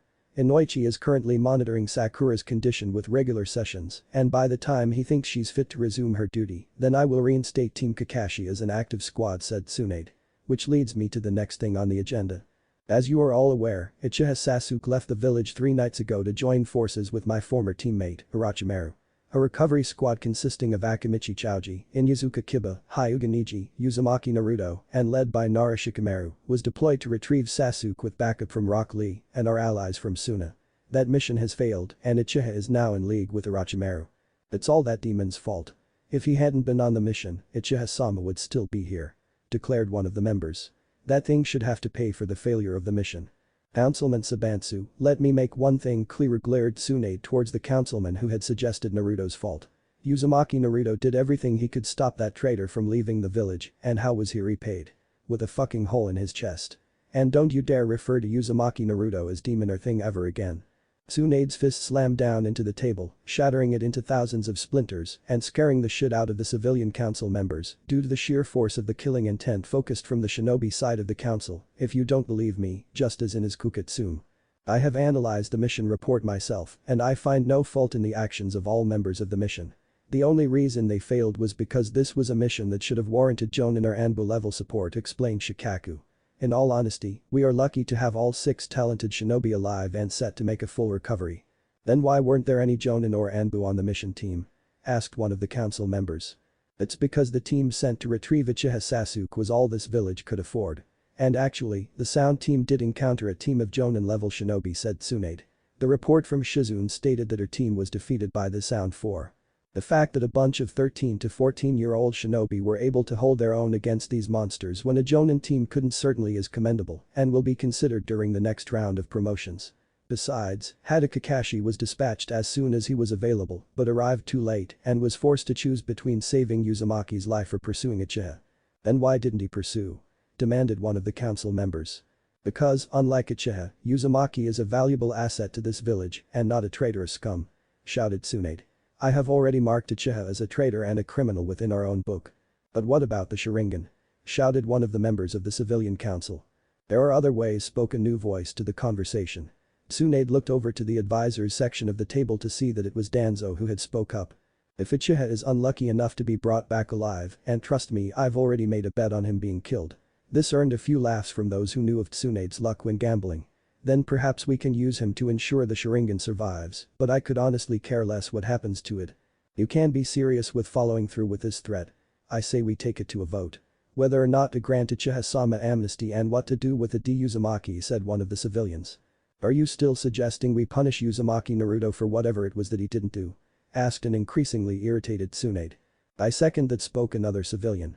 3 more out of the 7 civilian council members also motioned that, meaning that a vote had to be taken. By the bylaws of Konoha's council, once 5 or more people seconded a motion, a vote had to be cast. I say we start with the Uzumaki. Well, I think he should be executed. I'm not against banishment, spoke Councilman Sanbatsu. All in favor of a punishment being levered against Uzumaki. At this time, only the civilian council raised their hand, giving 6 votes towards punishing Naruto. They would have had 7, but seeing as Councilwoman Haruno was not present, they were only able to win 6 at most. As for the call to drop any charges that would be pressed against Naruto, the entire Shinobi Council voted for that, negating the civilian council's vote. The Hokage's council also decided unanimously to drop any such charges, defeating the civilian council's motion. Very well, growled Sanbatsu. Now for offering amnesty to Uchiha-sama. Once again, all members of the civilian council voted in favor and all members of the Shinobi Council voted against. The Hokage's council, however, was slightly split, with Tsunade voting to keep Sasuke registered as a criminal and Hamaru and Kaharu voting to offer amnesty to Sasuke. All eyes fell on the old warhawk. Uchiha Sasuke is now in the hands of Orochimaru and as such is a threat to this village, spoke Danzo. All threats to Konoha should be eliminated. I vote to leave Uchiha marked as a criminal. Very well. Uchiha Sasuke will remain listed in the books as a criminal and threat to Konoha, spoke Tsunade. If there is nothing more important to talk about, then this meeting is adjourned. Inoichi, I need to speak to you in my office. As Tsunade and Inoichi filed out of the council chamber, the entire civilian side began screaming like the enraged baboons they were. Ouch. Why does Tsunade-bachan have to be so rough? Asked Naruto. It hurt just to sit down at the stool to Ichiraku Ramen, and he was really starting to loathe those shots he got from the hospital. Don't look at it that way, Naruto said. I'm sure she's just looking out for you. Yeah, tell that to my sore ass, Nichan replied Naruto. So what brings you here? I haven't seen you in a few days, called out Tucci. Although I recall some guy named Shikamaru stopping by yesterday in your name. You wouldn't believe it, old man, it's been a pretty crazy couple of days. First Sasuke team deserts the village and I'm on the team that's supposed to drag his sorry ass back, said Naruto as he told the story revolving around his most recent mission. Damn Naruto, you're lucky to even be alive, commented Am. But I'm glad you're safe and back here with us. Thanks Nichan, said Naruto. But everything's alright because I got a date at the end of all of it. Tobeo. Oh? A date? Said a voice Naruto recognized from behind. Hirosenin. Stop calling me that, Gaki. Argued Jiraiya. I'll stop calling you that when you stop peeping into hot springs, retorted Naruto. Anyways, so who's the lucky lady? Asked Jiraiya. Sakura-chan. Chirped Naruto. Isn't she your teammate who always keeps hitting you? Questioned Am, causing Naruto's head to drop and a pain-filled look to appear in his eyes. It wasn't her fault, Nichan, said Naruto. We were really great friends 5 years ago until her parents had some sort of memory seal placed on her and then she began to act like an Uchiha. I mean, I don't know what having parents are like, but aren't they supposed to love you for why they are? Not put some sort of stupid seal on you that makes you mean. It's true, spoke Jiraiya. I checked it over with Tsunade earlier. It seemed like she had an advanced but forbidden Yamanaka seal placed on her by some mole in that clan. Inoichi's already removed it and the difference between the real Sakura and the fake one is clear, especially when Naruto's involved. I think you would be wise to at least give the girl a fresh chance. Aw, Naruto's finally got a date. Squealed Am. So where are you taking her? Well I don't really know. I was kind of think about taking here. What? Shouted all three people around Naruto at that point. I'm sorry Naruto, but as good as Ramen may be, it's no place for first dates, said Tucci. The man's right. Now tell me what she likes and I'll help you set this up, said Jiraiya. Well, I know Sakura-chan really likes sushi, but I don't know of any places that serve sushi that will actually let me eat there, said Naruto. Actually, I know the owner and chef of one of the best sushi restaurants in town. I think he's starting to like you more after you beat that Niji kid in the Chunin exams and saved the village from the Shukaku, said Tucci. I'll talk to him tonight and see if he's alright with you. Who knows, perhaps you showing up with a pretty girl might make him open up even more. Really? Thanks Pops. Said Naruto. No worries, just promise me there'll be plenty of lunch dates here afterwards, laughed Tucci. Dad. Protested Am. I'm just kidding, replied Tucci. Don't worry Pops, Ichiraku's still the best. Tobeo. Declared Naruto. So Hirosenin, what are you doing here? Well, I wanted to talk to you about something, but first tell me more about this girlfriend of yours, said Jiraiya with a perverted look on his face. This is troubling news, Inoichi, commented Tsunade as she looked over Inoichi's report. I am sorry, Hokage-sama, but Fu cracked a cyanide tablet before I could even take an opportunity to stop him or apprehend him, said Inoichi. I can assure you though that I will be going through my own clan to see where their loyalties lie. Were you able to get anything even after he died? Asked Tsunade, knowing that a skilled mentalist such as Inoichi could still salvage secrets after a person's death. That's just it, Hokage-sama. The cyanide capsule triggered a secondary set of reaction, practically melting the subject's brain. I couldn't even get some information out of him even if I tried, replied Inoichi, obviously upset at the events that have unfolded. Damn, swore Tsunade. Any results from the Harunos? Nothing of importance. They've admitted to having that seal put on her daughter and that it was Fu who did it, but that's where the trail stops, said Inoichi. I can't shake this feeling, but I feel like something's missing. I know that Haruno Kizashi and Fu were acquainted, but I can't find the connection that led to that. It's like the memories are flat out missing. I see. I'm assuming you're doing everything you can to try and find a lead further into this case. Asked Tsunade. Inoichi nodded. Good, and what of their daughter, Sakura? It appears as if Sakura-sen went to visit them in their holding cell today, and it was obvious she was mad at them for what they did. They said they did it to protect her from, I believe the words were, from becoming that demon's whore, explained Inoichi. The pen that Tsunade had in hand shattered as she just glared at no one in particular. Honestly, I've known Naruto-sen for a few years now. He and Ino have been good friends, and I've even done some mental evaluations, and I can safely say he's not under any influence of the Kyuubi. But I digress, apparently after their argument, Sakura-san's parents effectively disowned her. But considering the laws of this village, she's technically an adult as she is an official shinobi. While my own clan laws prevent her from moving into the clan compound, I was able to give her a rather nice apartment in one of the buildings my clan owns at a highly discounted rate. I do believe that she'll be mission ready at the end of the 4 weeks of vacation you've given Team Kakashi. If she got her memories back, then I expect her drive to become a respectable shinobi is back as well from what Ino told me. Very well, and thank you Inoichi. From what Kakashi has been telling me, that girl's got potential. It's a shame that Seal wasted 4 years that could have been put to good use instead of fawning over that traitorous Uchiha, said Tsunade. Actually Hokage-sama, I wanted to ask you something about that. Tsunade listened into Inoichi's concern. I know it will be at least 3 months before the council can bring up his status as a criminal again, but what do you think Danzo meant by there are other ways of bringing the Sharingan back to Konoha? That I honestly don't know, replied Tsunade. What are you up to, Danzo? Is that everything, Hokage-sama? Asked Inoichi. For now, thank you Inoichi. And please keep me updated with your investigation, said Tsunade. I will. And with that, Inoichi disappeared with a shunshin. So Hiro-sennin, what was this other thing you wanted to talk to me about? Asked Naruto. I just want to make you aware that I am officially making you my apprentice. When I was investigating Orochimaru, I came across information regarding Akatsuki, said Jiraiya. They won't be after you for at least 4 years from now. I've already talked to Kakashi and we've agreed to split your training between the two of us. I'll be pulling you away from time to train you personally for a few weeks or even months while you continue your duties to the village. Does this mean I'll have to leave Sakura-chan for a while? Asked Naruto. Yes, there will be times where you have to leave her to do your own thing and she will have to do hers, but I promise it won't be for too long, said Jiraiya. Although, perhaps I could think about bringing the Gaki's little girlfriend along with us every now and then. If they turn out to be anything remotely close to what Minato and Kushina were like, let's just say I might have enough inspiration for a few books. Well, I guess that won't be too bad, as long as I'm not away from her for like 3 years or something, said Naruto. Don't worry, I'm not going to let you make the same mistake regarding love that I did, said Jiraiya, getting a blush out of Naruto. I also want to see where you stand regarding Sasuke. Earlier today, he was labeled a traitor and criminal by the council and Tsunade Haim. I just want you to understand that you should forget about any hopes you have of saving him. Sasuke chose Orochimaru, and no matter what you do, he won't change his mind. I honestly could care less about Sasuke team, said Naruto, causing Jiraiya's eyebrow to rise. The only reason I wanted to get through to Sasuke was to try and get through to Sakura-chan. At one point, I actually thought that perhaps me and Sasuke could be friends, but I see now that he's nothing but a piece of trash who would betray those who tried to help him. I guess he's not as stupid as I thought Jiraiya. And if this Akatsuki even thinks about putting my friends in danger, I'll make sure I'm strong enough to kick their ass back into line, Tobeo. Declared Naruto. Very well then. I'll be back in about 3 months after I check a few things out with my spy network and then we can get some real training in. I believe Kakashi also has something special for you as well, said Jiraiya as he handed Naruto a scroll. This ought to keep you busy until then. There are a bunch of books in there on Fuinjutsus. I actually think it's a topic that you'll find a great interest in. Fuinjutsu? Asked Naruto with a tilted head. Sealing techniques.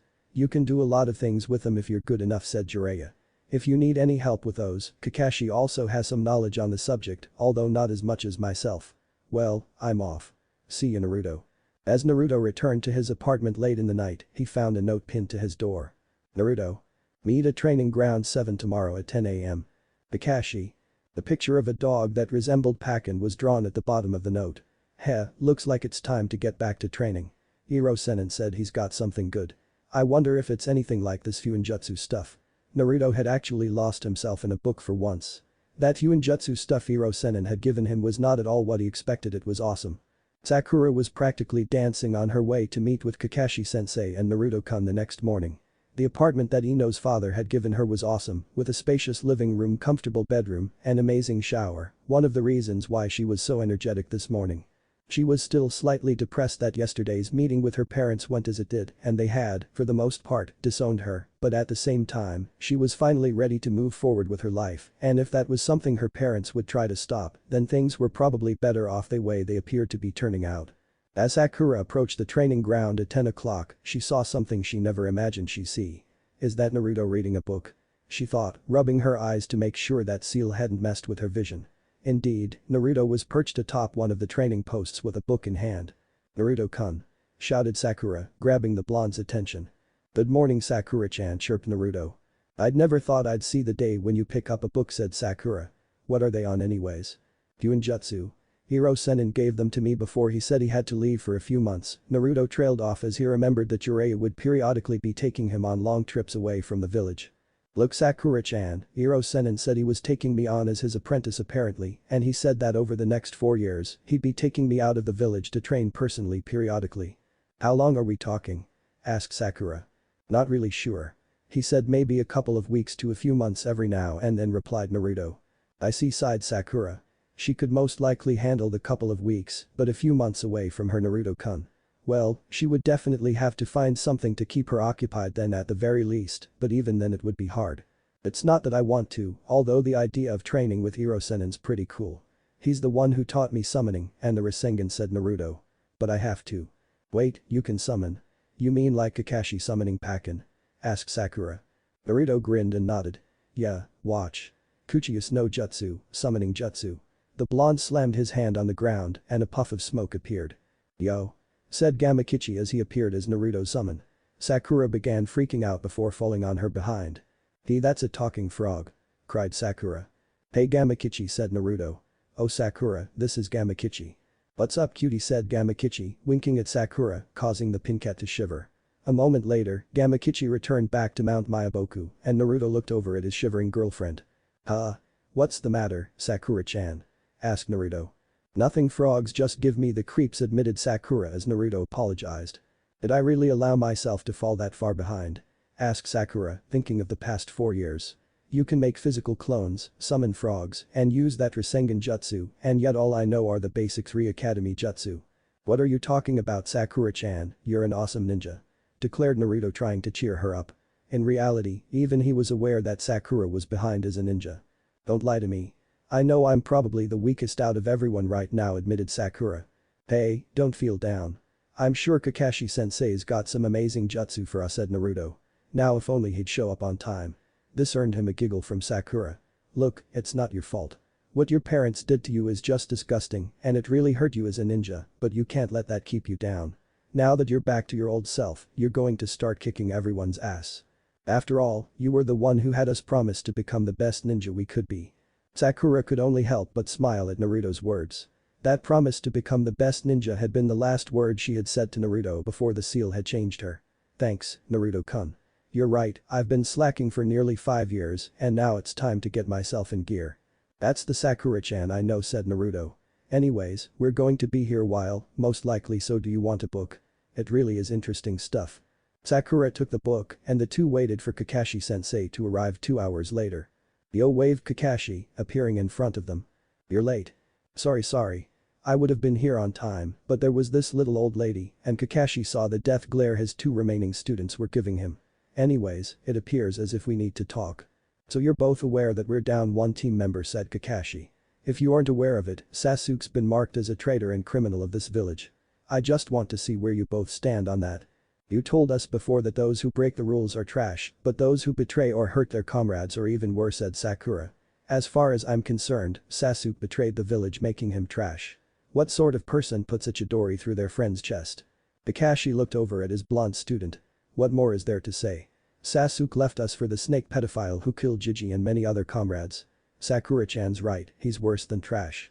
"I see. At first I had hoped Sasuke would give up on his path towards revenge and I tried to steer him off of it many times. But each time, he seemed to ignore me and continued right on. Up until the moment where he decided to put a chidori through Naruto's heart, he was still a comrade and even I would have tried my all to save him. But to try and kill a comrade in cold blood is just something that cannot be forgiven. The only reason Naruto's alive is because Kakashi shut up, having gotten caught up in his own words and nearly forgetting Sakura didn't know about the Kyuubi. "It's okay, Kakashi-sensei, I already told her," said Naruto. "You did? I see then. How'd she take it?" asked Kakashi, pointing to Sakura. "I've known Naruto-kun for years, even if most of them were yuck. But I know him well enough to know that he's anything but what's sealed inside him," said Sakura, still shivering at the thought of her being in a Uchiha. "I see. Sakura, I heard about what happened from Tsunade-sama and I just want to let you know that I'm sorry that something like that happened to you," said Kakashi. If you want to take a few days to think about what you want to do, then that's fine and I'll support you on whatever path you chose. So long as it doesn't lead to an assassination type jutsu through a comrade's chest.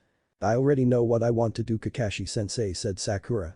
The last thing I said before that whole thing with the memory modifications was that I would work to become the best kunoichi I could be.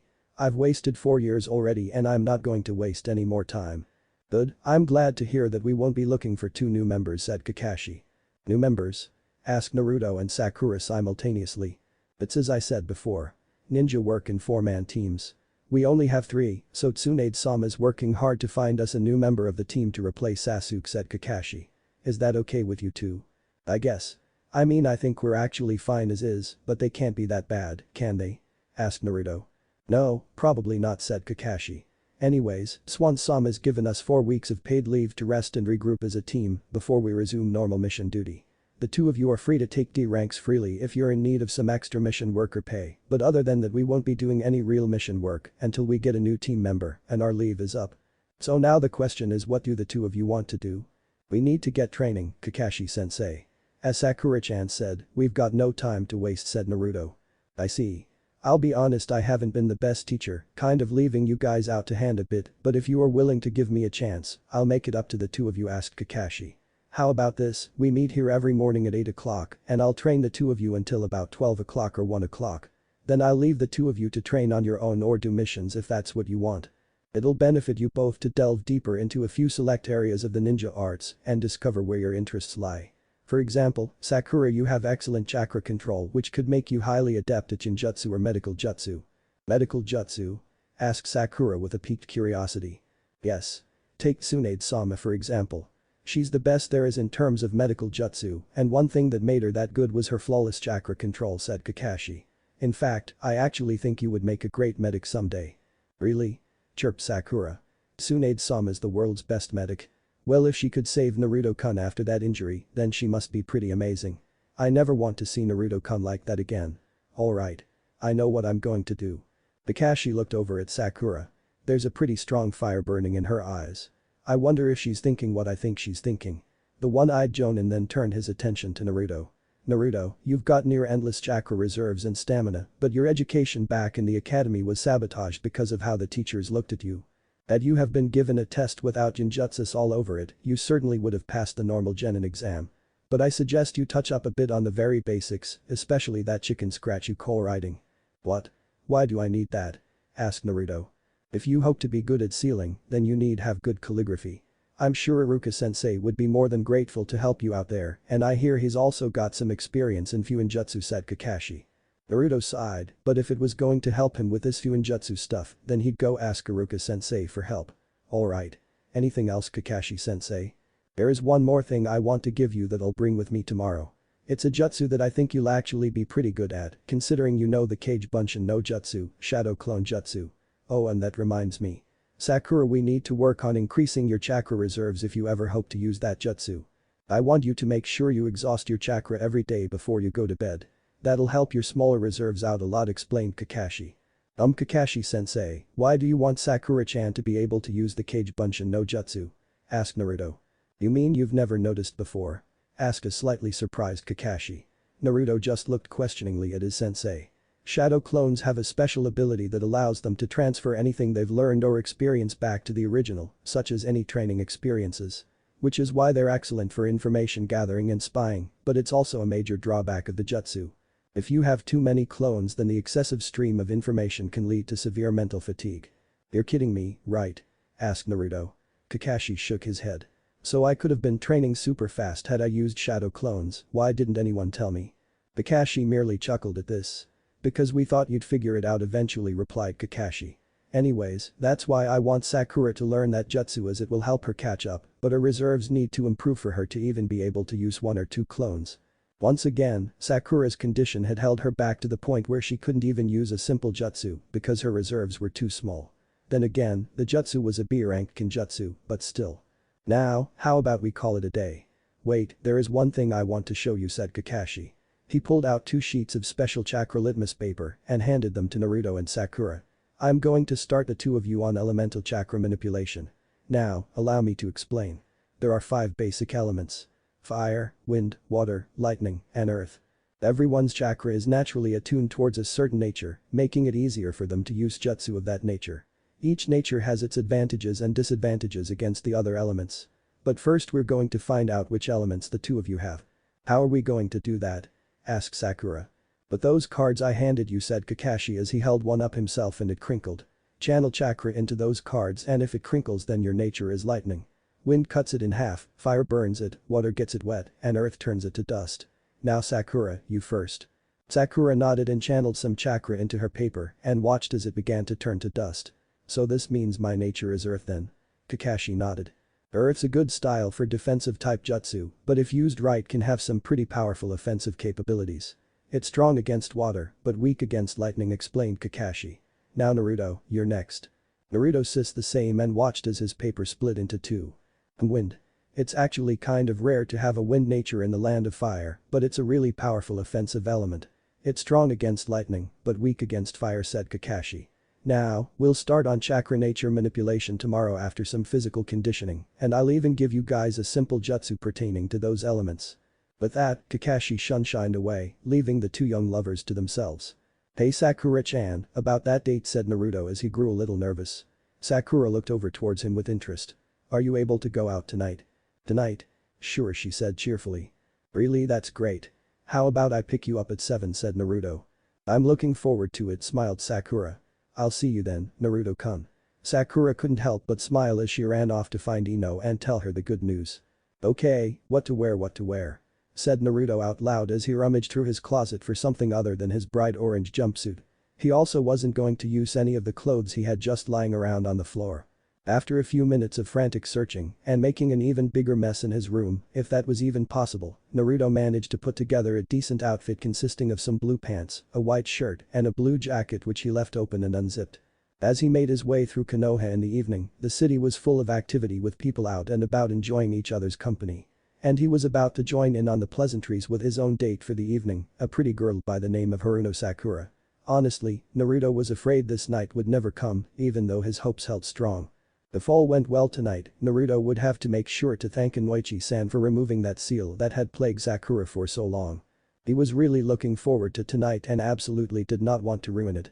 Tucci had talked to the owner of the sushi restaurant, and the owner said that Naruto was more than welcome to stop by, which was great seeing as he knew Sakura-chan loved sushi. He truly wanted tonight to go over well. Sakura needed something to get her mind off of everything that had happened, and hopefully this would help. What didn't help was the fact that Naruto was getting more and more nervous every step closer he got to Sakura's apartment. Thankfully, he had gotten the address to her new place before she left the training grounds, or else he'd be running around like a chicken with its head cut off, which he wasn't too far from doing already. As the blonde arrived at the apartment, he knocked on the door and was certain he could have heard another voice inside that sounded a lot like Ino's. As the door opened, Sakura was standing in the doorway wearing a white sundress that went down to her knees and an open red blouse. It wasn't anything formal and it wasn't supposed to be, but Sakura still looked as if she was a princess ready for a ball. Naruto's brain momentarily froze as he eyed the pretty pinkette standing in front of him. Naruto-kun, Sakura chirped as she smiled warmly at him.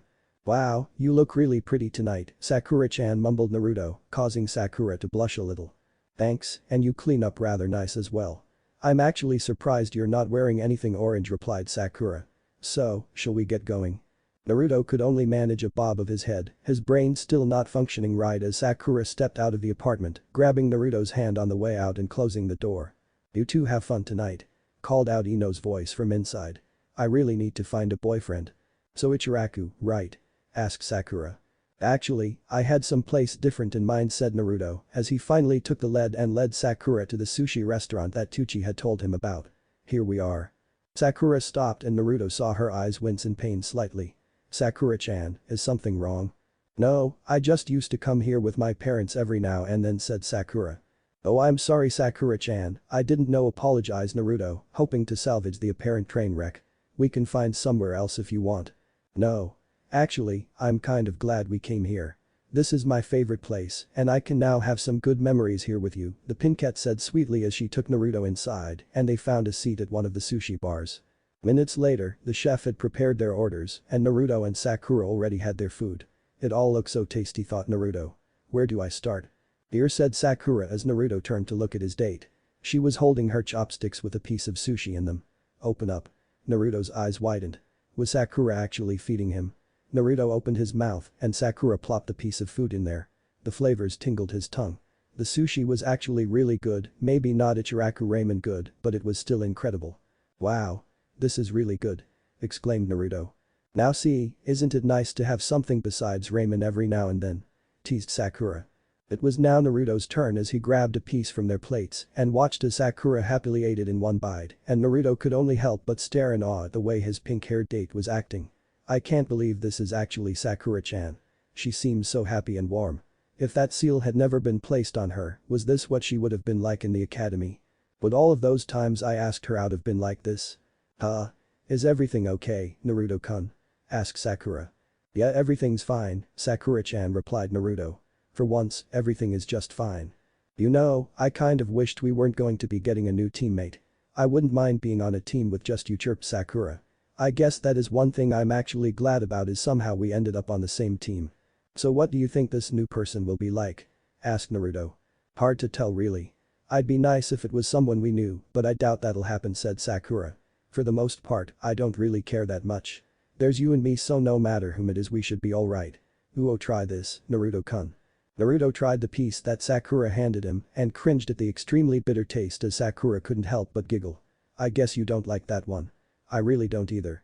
Here, this one's a lot less harsh on your taste buds. As Sakura momentarily turned back to her own food, Naruto caught the glimpse of a certain smile that had shown on her face. It was the same smile he saw back in the academy after pulling a prank on Sasuke team that involved a honey and feathers and made Sasuke look more like a chicken than a kid. He had pulled that prank only a few days into the academy, trying to make Sakura see just exactly what a loser Sasuke was. He was right and she saw it. Not the Sakura that worshipped the ground that Sasuke walked on, but the Sakura.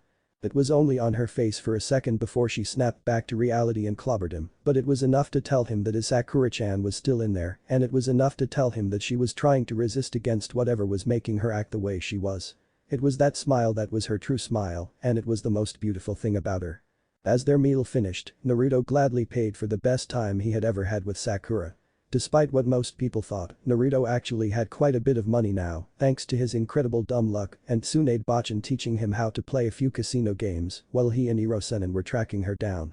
They stepped out of the restaurant and into the warm evening air of the late summer, and it suddenly hit Naruto that there was one of Konoha's larger festivals coming up in just a little over a month, and he would want nothing more than to take Sakura to the festival. But the focus was still on their current date, as even though the sun had set nearly an hour ago, the night was still young. Not far down the street was an ice cream shop, a perfect cool treat for a warm summer night like tonight. And because it was such a warm night, business there had been crazy, and by the time Naruto and Sakura got to the front of the line, the shop was down to its last bowl, unfortunately, depending on how you look at it. From around a corner, a certain blonde kunoichi smiled at the couple that was now walking away from the ice cream stand with one bowl and toe spoons stuck in the single mound of ice cream it contained. Yes, that worked perfectly. Cheered the blonde as she looked to her other side at the large boy with swirl markings on his cheek, happily downing a couple dozen bowls of ice cream. Oh man, I need some place to sit down, commented Sakura. I haven't ate this much since I got the stupid idea to go on a diet. I think I know where we can go, said Naruto, getting an idea in his head as he led the way for the blossoming young couple. Wow. I've never actually been up here. It's really an amazing view, gasped Sakura as the pair came to a stop atop the Hokage monument. I'd always come here whenever I just needed some peace and quiet, said Naruto. I don't know why, but it's like I've always felt connected up here. Naruto took a seat with Sakura sitting directly next to him, a lot closer than she would have ever dared to do so during the past 4 years. The close proximity actually caused their hands to brush up against one another as the both blushed and pulled away out of reflex. For minutes, the two just sat there in silence. But it wasn't an awkward silence. No, this was a pleasant, peaceful silence with a warm summer breeze blowing across Sakura and then onto Naruto. Sakura-chan sure smells pretty, thought the blonde as he took a whiff of the vibrant fragrances coming off Sakura and being carried to Naruto's nose by the wind.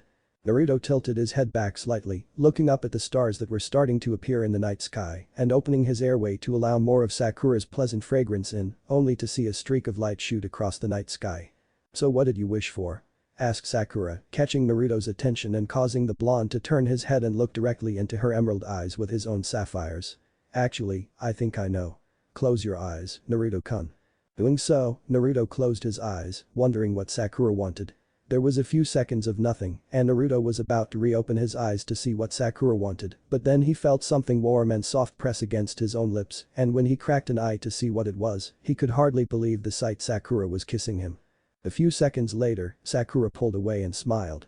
"No, this isn't a dream," she said sweetly before rearranging herself so that she was lying with her back against Naruto in his lap. Naruto laid back as well, forcing Sakura to rearrange herself so that her head was resting against his chest. "You know, I could fall asleep like this," yawned Naruto. And that was exactly what the new couple did, falling asleep in one another's arms on top of the Hokage monument. In some chamber in the foundations of Konoha. Fu was a valuable asset to the organization, and his attempts to sway the Jinchuriki to my side are commendable. It was a pity that he was caught, but he did the appropriate thing in the end, thought Danzo as he walked out on a bridge towards a pale boy with a shirt that cut off just above his stomach, who had some sort of creepy smile on his face. As you are aware, Uchiha Sasuke has left the village and is now considered a threat. This plays in my favor seeing as there is a vacant position on the Jinchuriki's team. I have arranged so that you will be placed on that team, Kakashi, and you will act as my eyes and ears regarding the Jinchuriki. You're stronger than anyone in your generation in the village, and more than anything, your artistic mind is simply amazing. From today on, your name will be Sai, and it will be your mission to report all the Jinchuriki's activities to me. I am called Sai, spoke the pale boy. Author notes. So, quite a few notes that I'm going to use to clarify a few ways in which I'll be handling the story. Before I get started with the essay of notes, please review. Regarding the council. In this story, the Konoha Supreme Council is made up of 3 portions. The Civilian Council, the Shinobi Council, and the Hokage's Council. The power divided between them is 33% for the CC, 33% for the South Carolina, and 33% for the HC. The CC has 7 representatives on it to match the number of shinobi clan heads on the South Carolina, Nara, Yamanaka, Akimichi, Inyazuka, Aburam, Hyuga, Kurama. The HC is composed of 4 members, Tsunade, Himaru, Kaharu, Danzo. Each member of the South Carolina and CC has a 4.7% control in the rulings of the council, and each member of the HC has an 8.2% control. Also, as Hokage, Tsunade does have some other powers that the council cannot contest and may be mentioned further on in the story. I know this isn't how the council works in canon, but it's how I am handling the council in this story. For the most part, the South Carolina accepts Naruto, while the CC still sees him as the Kyuubi. So, Naruto and Sakura have begun to get serious in their training, and Kakashi has decided to act as a better sensei and actually teach them. I won't be using the story to explain the elements of the other members of the Konoha 11, but here is what their elements are. Naruto wind, Sakura earth, Kiba fire, Shino earth, Hinata water, Ino water, Chouji earth, Shikamaru fire, Nej earth, TNT and lightning. Will they be using elemental jutsu? Probably not for a while at least, but this is just for reference.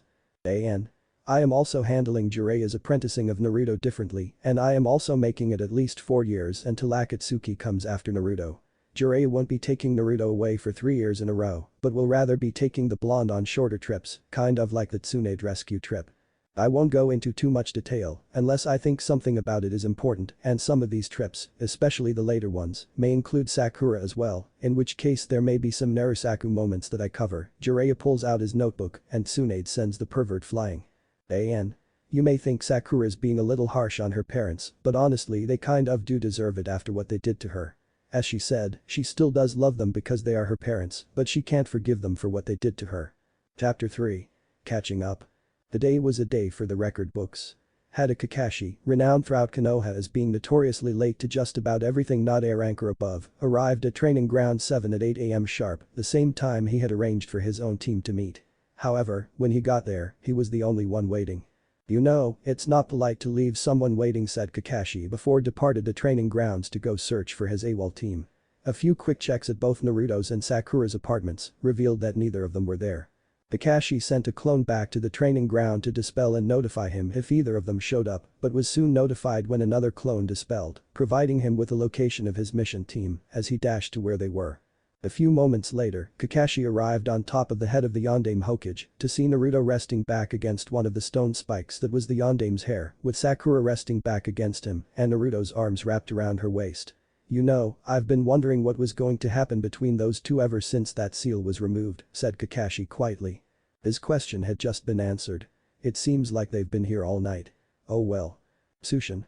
Shitsurane Amezum no Jutsu, water style. Rude awakening jutsu, called out Kakashi as he dosed the newly formed couple with a blast of freezing water. Their reactions were priceless, even if Sakura almost took off his head with a punch. Naruto was now perched on the very tip of one of the yondaime spikes, with his back arched and body shaking like a cat that had just gotten dumped into a pool of water. "What the hell was that for Kakashi-sensei?" yelled Sakura. Despite it being on a large piece of stone, that was probably the most comfortable night of sleep both Naruto and Sakura had had in a long time. "You two are aware it's rude for me to actually be on time and everyone else to be late," chuckled Kakashi. "But seeing as how comfortable you two were together, I'll let it slide this once. Go get ready and meet at the training grounds in an hour." With that, Kakashi shunshined away, leaving the blonde and pink cat on top of the rockhead. "Naruto-kun, did we really sleep through the night up here?" asked Sakura. "I don't remember going home, so yeah, I think so." "Why?" replied Naruto. "Nothing, was just wondering. It was actually one of the best nights I've had in a long time, so thank you for that," said Sakura. "Well, I'm going to go and get ready for the day, perhaps we can get some ramen later tonight if you want." "That sounds great, Sakura-chan. I'll see you in a little bit," waved Naruto before they went their separate directions to their own apartments, which coincidentally weren't that far away from each other. Hell, Naruto could actually see Sakura's apartment from his balcony and was now wondering if Ino had a hand in it. She probably did. An hour later, both genin appeared at Training Ground 7, with their usually late sensei following closely behind. "So sensei, does this mean you're not going to be late from now on?" asked Sakura. "It's as you said, enough time's already been wasted," said Kakashi. "I'll be here at 8 this month, I do promise you that." "So Kakashi-sensei, any word on who our new teammate is?" asked Naruto. Kakashi shook his head. "No, and I asked not to be given a new member for at least another 3 weeks. We'll work on your individual skills now and then we'll bring in the new member and take a week to get the 3 of you working together." Kakashi pulled out a few scrolls and handed them to his students. "Those are the jutsu scrolls I promised you. You can work on them in the afternoons as most of our time will be spent working on your guys' jutsu, physical conditioning, chakra control, and I'll be teaching you guys some elemental manipulation that will help with your jutsu. If you need any help with them, just ask me and I can stay around to help you guys a little." "Thanks Kakashi-sensei," chirped both Naruto and Sakura. "Now, those jutsu you have. Sakura, yours is Doten. Doryuheki, Earth style. Mud wall. It's one of the more basic jutsus that creates a wall out of earth. Despite being one of the more basic ones, it's got considerable defensive abilities, and seeing as you have a good brain in that head of yours, I believe it will prove effective in strategically maneuvering and cornering your opponents," said Kakashi. "I also picked up one more I felt you would be good at, and I picked it out just for you. It's a jinjutsu known as Ninpo. Sakura Fubuki, ninja art. Cherry blossom blizzard. It's a jinjutsu that shrouds your movements in what appears to be a mass of swirling cherry blossoms and can easily create an opening for you to strike. "It's perfect for you, Sakura-chan," commented Naruto, seeing exactly why Kakashi had chosen it for Sakura. "Naruto, you've got a wind jutsu by the name of Futen. Tatapa, wind style. Great breakthrough. It's an offensive wind jutsu that is basically a massive gust of wind, but if given enough power, that gust of wind can even uproot large trees," said Kakashi. "Your other one is one I picked especially for you, considering you already know its parent jutsu, the Kage Bunshin no Jutsu. The Shuriken Kage Bunshin no Jutsu, Shuriken Shadow Clone Jutsu, is a heavily offensive jutsu that creates up to hundreds of shadow clones of projectiles. It can be highly effective and deadly if you can learn to time it correctly." "Awesome. I'll have this down in no time and then I'll be kicking everyone's ass. Tobeo," declared Naruto. "Naruto, you should know that jutsu is an A-rank jutsu that was invented by the Sandaime. I'm sure that is one technique he would have wanted you to have," said Kakashi, giving Naruto an eye smile. "Now, how about some warm-up exercises? I want 100 laps around the training ground," said Kakashi. "What?" shouted Naruto and Sakura. "You can't be serious, Kakashi-sensei." "I am. If the two of you are so dedicated on improving, then you'll have to push yourselves harder and harder each day. In fact, I've got something that will help you," said Kakashi as he threw down a pair of weighted bands. "Training weights. They're not as bulky as the ones Lee wears, thanks to the seals on them, but they will help to drastically improve your own speed and stamina." Naruto and Sakura thought back to the preliminaries and how fast Lee was moving against Gaara. That kind of speed was nothing short of amazing, and the two realized that Kakashi was right. They would have to use whatever there was to help them improve. "I also want to say that I've met with the other Jonin, and we've all decided that we're going to be entering you in the next Chunin exams," announced Kakashi. "Really? When are those?" asked Sakura. "The Chunin exams in Iowa just finished, so the next ones will be 5 months from now, held in Suna," said Kakashi. "Wait, so why didn't you enter us in the Iowa exams?" asked Naruto with a questioning look. It's because the relationship between Iwa and Konoha has been rather tense ever since the Third Shinobi War, said Kakashi. And because their hatred toward Sensei would most certainly lead them to target Naruto. Seeing as Suna is an ally and we've worked out the whole invasion deal, that would probably be the best exams for the two of you to be promoted in, unless you want to wait another 2 years for them to return to Konoha. Unlike last time, I'm actually aiming for you guys to do very well, and I think if you work hard over these next few months, then there's no doubt in my mind you'd be ready for the rank of Chunin. What do you mean you're actually hoping for us to do well this time? Does that mean you didn't believe in us last time? Asked a questioning Naruto. Oh, look at the time, you two better get running if you want time to work on those jutsu, said Kakashi, completely avoiding the subject.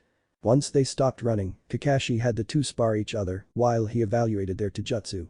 Naruto had been backed up against one of the training posts and ducked underneath one of Sakura's punches as it hit the log, leaving a huge dent and causing the Pinkette to wince at how hard she had almost hit Naruto there. Seeing the reaction of his girlfriend, Naruto spoke. Sakura-chan, it's okay. You're not trying to hit me to get me out of your face because I'm annoying, you're trying to hit me so that we both get better.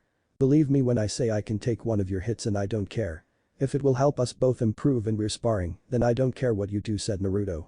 But still, said Sakura. No buts. You can't hold back, Sakura-chan. It's the only way we're going to get stronger, said Naruto. If you hit me and we're training or I've done something to deserve it, then I'm fine with that. You're not the Sakura who used to hit me needlessly back in the academy, you're the Sakura-chan that promised to get stronger with me many years ago. Now don't hold back and hit me. Naruto's right. As much as I don't want to, he's right. I can't hold back and we both need to improve, thought Sakura as she regained her composure and the two were back to sparring. That is until Naruto took a fist to the gut, sending him flying back into a tree, with Sakura running after him. See, I told you I could take a punch, coughed Naruto. You're still such a baka, replied Sakura as she helped him up and Hug just grinned at this as Kakashi hopped down from his observation point in the tree. Now that the domestic issues at home are settled and you two are past the beat each other senseless phase and onto the makeup phase, how about we go over what I saw, said Kakashi, getting a blush out of the two. Sakura, you still use the academy style, which is fine if you just graduated this past month. Your taijutsu's not going to go any further with just the academy style, said Kakashi. You already have superior chakra control that is even on par with many medical ninja, and you've managed to figure out how to use that control to greatly increase your own strength. But that in itself does not flow well with what you're trying to do with your chakra control. Sakura sighed. Once again, her seal-induced fangirlism had hindered her own growth. But wait, wasn't it the Jonin sensei's job to help them branch out from the academy style? Before she had a chance to say anything, Kakashi had already begun pointing out the faults in Naruto's style. Naruto, you on the other hand really don't have a taijutsu style. At best, it's very brawler-ish. You also use your clones a lot, which could actually prove useful if you can find and adapt an actually style to using them, commented Kakashi. Okay, I think I see. Starting tomorrow, I'll work one-on-one with each of you, improving your taijutsu, while the other one works on chakra control and manipulation exercises. The morning proceeded with the duo moving to a few basic chakra control exercises, which involved a combination of the basic tree climbing and water walking, with Kakashi adding a few extra elements to the mix. It didn't help Sakura's control much, seeing as her chakra control is already highly advanced, but it did get her to use her chakra coils more, which would help with her overall chakra reserves. She still only had Genin level reserves, and Kakashi felt that she would need at least mid-Chunin level to even be able to make just 2 or 3 shadow clones.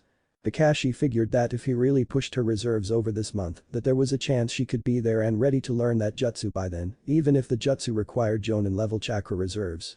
Her control would be able to eliminate the chakra normally wasted, and she would probably be able to get away with mid-Chunin level reserves. For Naruto, more chakra was the last thing he needed, and the exercises were already showing to improve his control, as it had been ever since Naruto had learned them. Still, he had a long way to go to get his chakra control to the point where it should be. Elemental manipulation exercises consisted of leaf cutting for Naruto and compressing a handful of dirt into a compact sphere for Sakura. Naruto already had about 50 clones running through the leaf exercise, and Kakashi was confident the blonde would have the first step down in a few weeks, rather than the 6 months that it should normally take him. Sakura was different in that her superior control was proving to be a huge asset. Add that to the fact that earth was one of the easier elements to learn, he figured it wouldn't be too long before she had the first nature manipulation exercise down. Once that happened, they would be able to start on their elemental jutsu. Finally, the morning came to an end, and both Genin could feel the effects of a real workout throughout their entire bodies. Having a near-endless amount of energy, Naruto was already making a recovery, but Sakura was another story. Kakashi had driven her to the point of near chakra exhaustion with the chakra exercises, and the Pincat found herself unable to pick herself off the ground. "Naruto-kun, I don't think," said Sakura, in between heavy breaths. "I don't think I can get up." "Yeah, Kakashi-sensei's workout was actually hard today," commented Naruto, helping Sakura to her uneasy feet. Sakura took a slight step forward, only for her legs to give out, and she fell forward, only to land on Naruto's back as he began carrying her away from the training ground and off to get some lunch, Sakura resting her chin on Naruto's shoulder and the side of her head against Naruto's head. The two came to a tea and dango shop to get lunch and were about to go in until Naruto suddenly turned and walked away at a frantic pace. "Naruto-kun, why didn't you go in there? I thought this was where we were going to go for lunch." "And talk, gotta get away from." Naruto stopped dead in his tracks, a cold steel sliced against the cheek that Sakura was not resting against, and warm red blood began to trickle down his cheek. "And where do you think you're going, huh?" called out the familiar voice of Mitarashi Anko. Before Naruto could do anything, Anko's head was over his other shoulder, licking the trickle of blood coming from the cut on Naruto's cheek. "Oh, and who's this?" Anko said, pointing over at Sakura. "What's the matter? Isn't Anko good enough for you?" "Anko, leave them alone." "HMPH, do you really have to ruin my fun, Inoichi?" called out Anki, eyeing the mentalist. "If you want fun, there's a pair of foreign ninja that we caught spying today in holding cell 2," called out Inoichi. "Sorry kiddies, but some worthless scum's awaiting. Now don't have too much fun while I'm gone," laughed Anko as she shunshined back to the T&I holding facility. "I tell you, that creepy snake lady's weird," commented Naruto. "Yeah, she gives me the creeps," replied Sakura. "Anyways, thanks for your help, Inoichi-san. Don't worry about Anko. She doesn't bite, so long as you don't get her too riled up on second thought. Yeah, you'd better watch out for her," said Inoichi. After their lunch at the now Anko-free tea house, the pair had to part their separate ways. Naruto had to find Iruka-sensei and get help on that ceiling stuff, while Sakura said that there was something she still had to do yet, assuring Naruto that she'd tell him about it over ramen that night. "Tsunade, today was a good day. Today was one of those days where there wasn't much paperwork besides the daily mission reports, and the goddamn Hokage was able to kick back a little." As Tsunade took a sip of her tea, there was a knock on her door. "Come it." As the door opened, a young girl Tsunade recognized as Haruno Sakura stepped through. To Tsunade, she looked rather beaten and dirty. "Looks like Kakashi has finally picked up the training on her and the Gaki. What is it?" "Tsunade-sama, I need to become stronger so I can be there for my friends and my team when they need me, which is why I'm asking you to please make me your apprentice," begged Sakura. That look in her eyes, she's not kidding around anymore. She's got a strong spirit. It's a shame that Seal held her back from realizing her true potential earlier, but there is still hope for her. The Gaki mentioned that she used to be driven back before the academy, and from what Kakashi said, she was still driven even while under the effects of the seal, most likely her way of resisting its influences, thought Tsunade.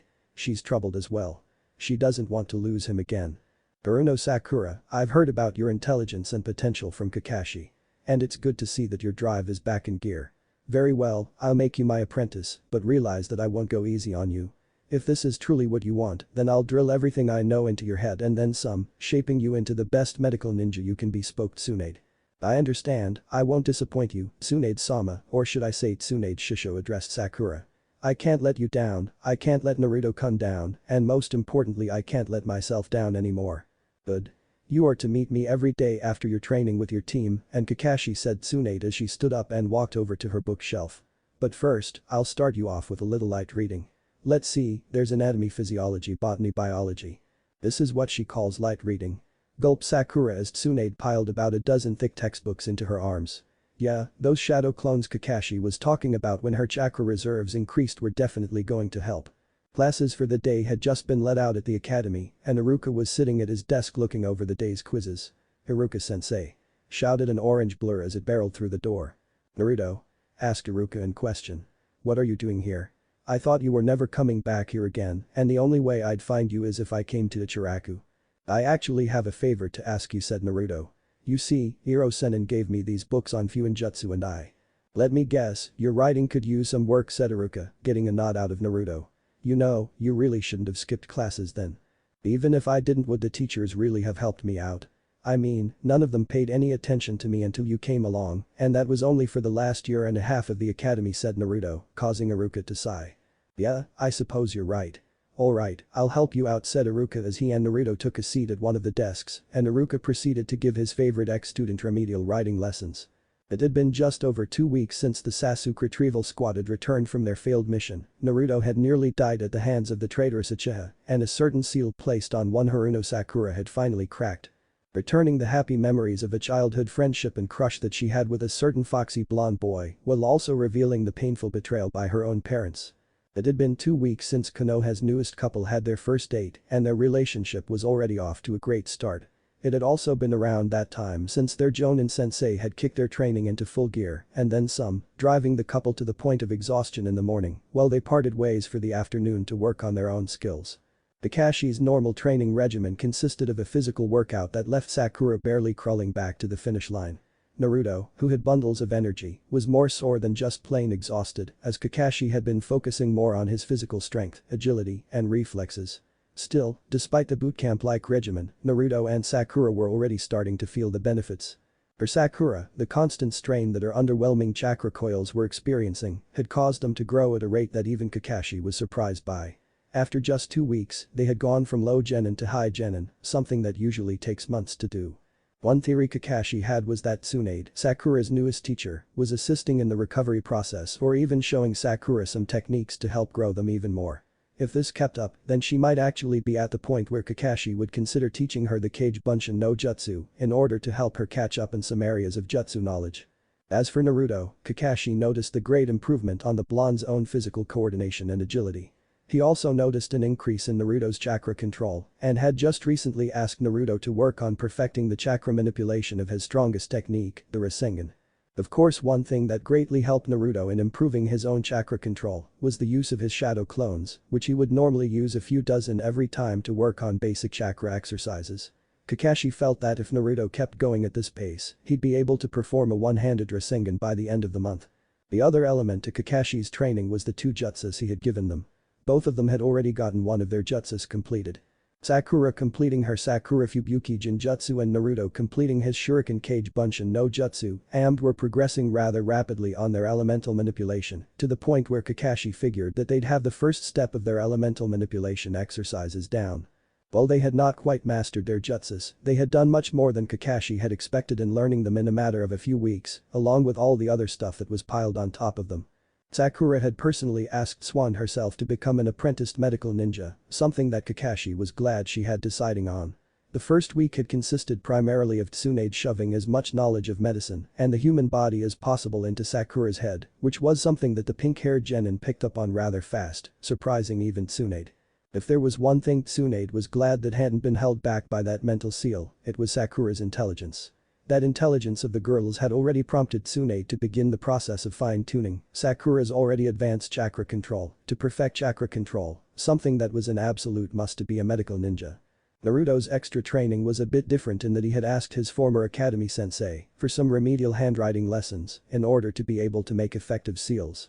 By the end of 2 weeks, it wasn't perfect, but it was a drastic improvement to the point where Naruto could actually start to make some basic seals without too much difficulty. Iruka had quickly realized that Naruto had knack for fuinjutsus when the blonde began to try making his first few seals. To Iruka's amazement, they worked better than most seals the Scarface Chunin had seen.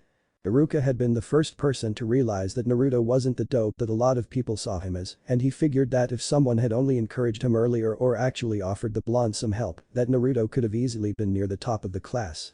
Even though the past 2 weeks were long and harsh for the genin couple, Naruto and Sakura usually found some time of the day to spend together, or should I say evening.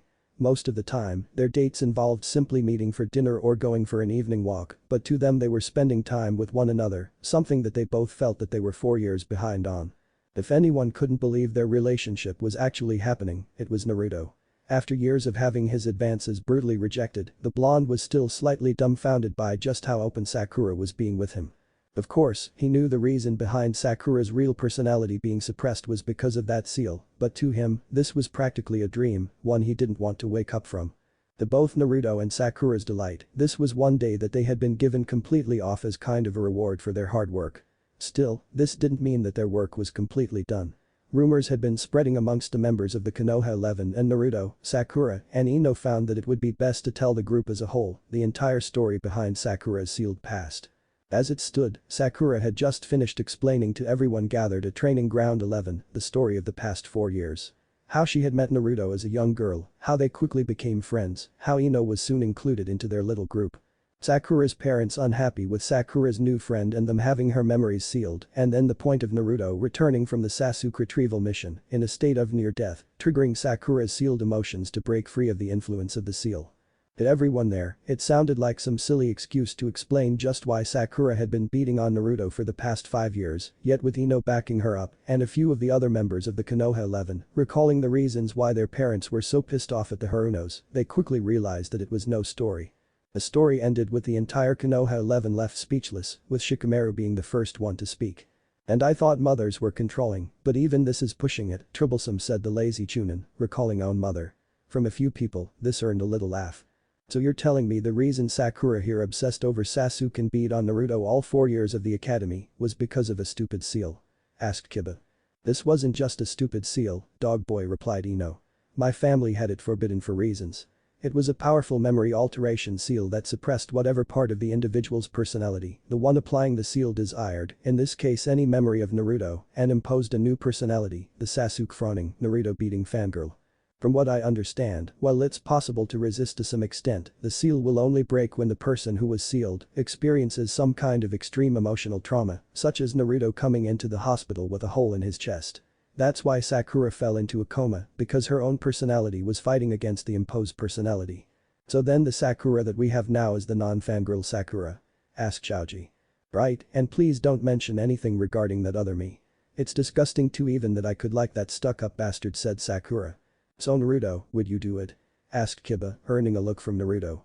"I saw the way she treated you back in the academy, and even I would have just given up on her then and there. It's because I knew that Sakura back in the academy wasn't the real Sakura. She was honestly the first friend I had, and I wasn't about to lose her that easily. I knew something was wrong with her, and I wasn't going to stop until I found out what it was and saved her," said Naruto. "I mean, think about it, if that was Akamaru, wouldn't you do anything and put up with any punishment just to get him back?" "Are you comparing me to a dog, Naruto?" glared Sakura. "And no, Sakura-chan. I'm just saying that the bond Kiba and Akamaru has is as strong as the one I feel we have, and that's why I would do anything to save it," said Naruto. "You know, I think I understand," said Kiba. Overall, the reactions of the Konoha 11 were ones of accepting and forgiveness toward Sakura.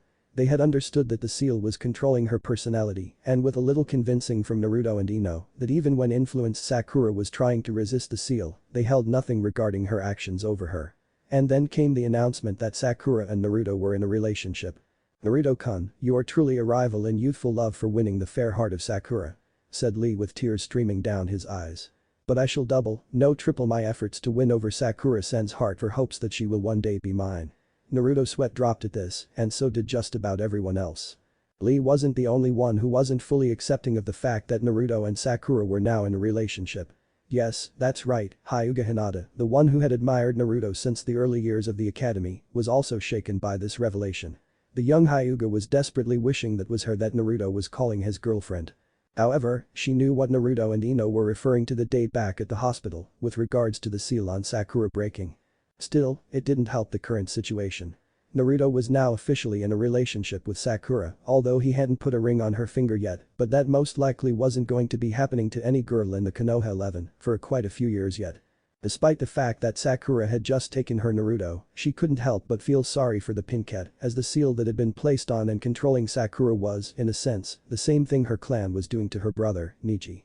While the concept of hatred was all but foreign to the sweet and innocent Hinata, there was one thing she could honestly say she hated, and that was using seals to control people or force them into some form of servitude. Hinata thought back to the pre-academy days, when Naruto, Sakura and Ino would normally just hang out together. She knew that Sakura had actually cared for Naruto, but the Sakura that came to the academy was a completely different story. In just the time span of a night, Sakura had gone from someone Hinata actually had respected for actually being there for Naruto and someone she would have liked to gotten to know better to the brutish Naruto murdering monster that appeared at the academy on the first day. It did serve to comfort her a little that if the Sakura there was the pre-academy Sakura, then Naruto had another person who truly did care for him. At the clearing, Kiba looked over to his left to see his one female teammate start to slink back away from the group. He could tell that she was depressed by the revelation that Naruto and Sakura were now in a full-blown relationship, and he felt he needed to do something or else any shred of confidence she had gained since they were placed on a team together would be gone. He heard a whimper come from the top of his head. "I know boy, I know," said Kiba, comforting his small canine partner. As people began to leave to go and take care of their own things, Kiba approached Naruto who was now talking to Sakura. "Boy," Naruto called out Kiba. "Look, I was wondering if I could ask you to do something for me." "I know, you want me to talk to Hinata, don't you?" asked Naruto. "So you knew?" asked Kiba. "Did you really think I was that oblivious?" replied Naruto. Before Kiba was about to reply, Naruto responded. "Don't answer that. Yeah, I knew she's been crushing on me, and it honestly makes me glad that there is someone else out there who cares for me, but my heart's always belonged to Sakura-chan." "Oh, wed Sakura. I mean, yes, Hinata's nice and everything, but I've never been able to look at her the same way she looks at me. Besides, I know her clan would never accept me for one reason or another," said Naruto. "I'll talk with her and see if I can get her to move on, don't worry. Who knows, maybe she'll find someone who cares for her much more than I ever could." Naruto sent a knowing look at Kiba. "Thanks," Naruto replied Kiba. "No problem," said Naruto as Kiba and Akamaru left to go do whatever Kiba and Akamaru did. "Sakura-chan, I'm sorry but I'm going to go talk with Hinata. I'll meet up with you for ramen later," asked Naruto. "Definitely. I'll see you later." Sakura gave Naruto a quick peck before running off to go and do Sakura's stuff. The depressed Hinata Hyuga was slowly making her way back to her home. Despite all her own attempts to swallow the fact that Naruto had been taken, she still couldn't manage to pull her out of her depression. The only one she knew who would be able to so that was. "Hey Hinata." Hinata's head shot up at the voice that was calling her name and she turned around to a blonde and orange figure running towards her. "And Naruto-kun. What are you doing here?" "Look, I just figured that I should at least say thank you for believing in me all these past years," said Naruto.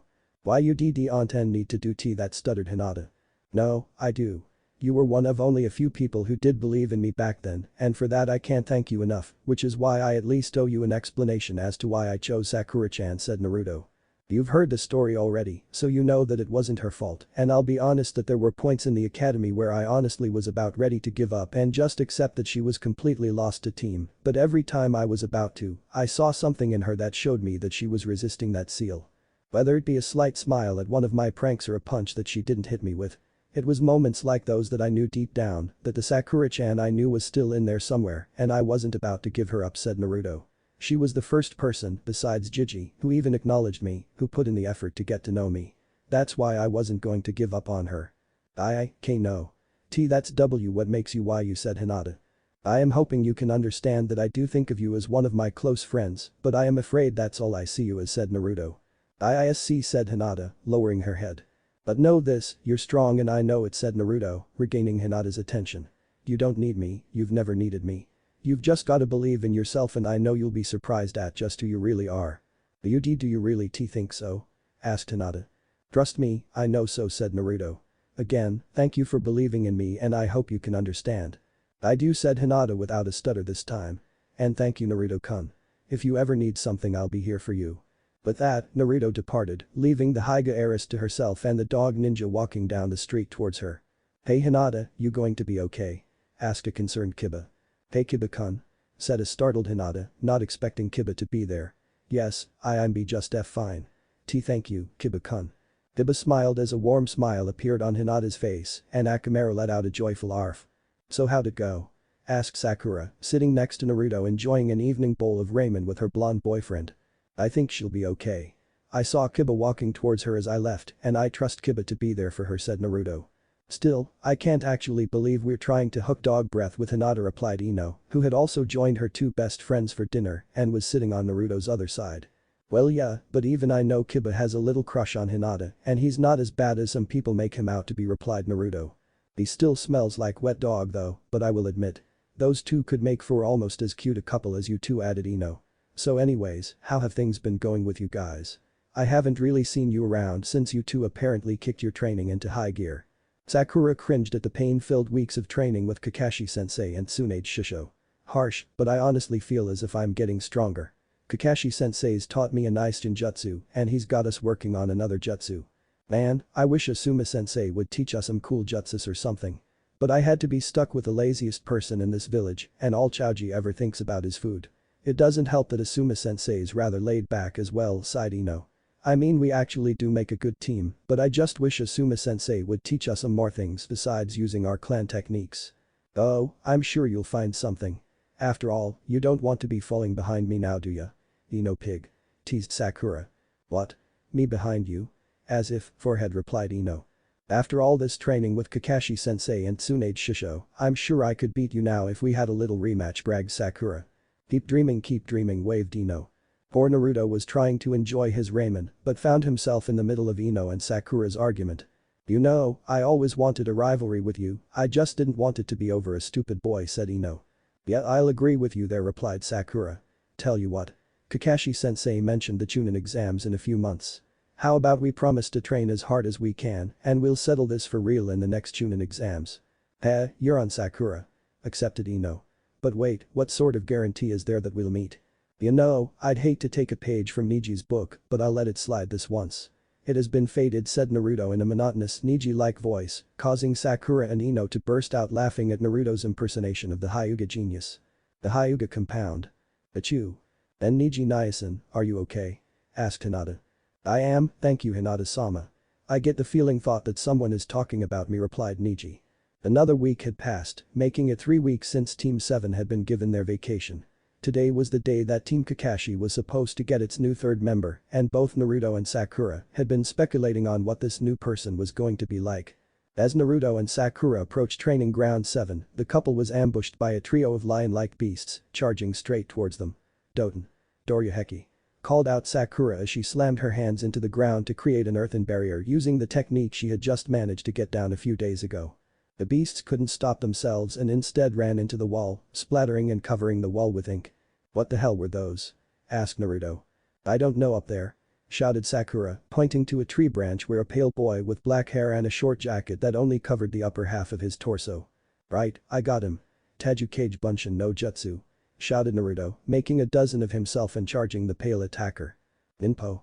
Choju Giga called out the attacker as he made a few brush strokes on the scroll he had in front of him. As he said his jutsu, more of those lion beasts emerged from the scroll and engaged the clones. As Naruto's clones were fighting off the lions, Naruto drew a kunai and made his way towards the attacker. As Naruto swung with his kunai, the pale boy pulled a tanto from his back and used it to block Naruto's attack. Who the hell are you? Demanded Naruto. You're fairly weak aren't you, stated the attacker. Do you have any balls at all? What? Shouted a flustered Naruto. Sakura caught what Sai had just said and began to blush at the mention of Naruto's manhood. As the pale attacker and Naruto jumped back away from each other to ready for another attack, an explosion of smoke went off between them, their one-eyed Jonin-sensei standing between them. Yo. Waved Kakashi. Kakashi-sensei, quick, this guy just attacked us out of the blue. Shouted Naruto. Ah, I see you've already met, commented Kakashi. No time to talk, we've got to capture him and hand him over to the T&I squad, and wait, what do you mean by already met? Asked Naruto. Naruto, Sakura, this is Sai. He's going to be the newest member of our squad, said Kakashi, gesturing to Sai. Hello, said Sai with a kind of creepy smile on his face. You can't be serious, whispered Naruto to Sakura as they both sighed. Well, I see this is certainly going to be an interesting time, thought Kakashi. Well, let's get started, shall we? We've got 1 week left before you're cleared for active missions again, and I think we could all use some teamwork exercises to get better acquainted with one another. Jutsu. Ninpo. Sakura Fubuki, C rank. A lower-level genjutsu that makes the victim appear as if they are surrounded by a blizzard of cherry blossoms, disguising the attacker's movements and allowing an opening to be created for them to strike. What if Naruto has his ancestors' memories? Sasuke bashing, and thanks for watching my video till the end. If you enjoy this content, then do consider subscribing to my channel and leave a like if you guys need the next part, comment down, and thanks for watching the video and see you guys in the next video.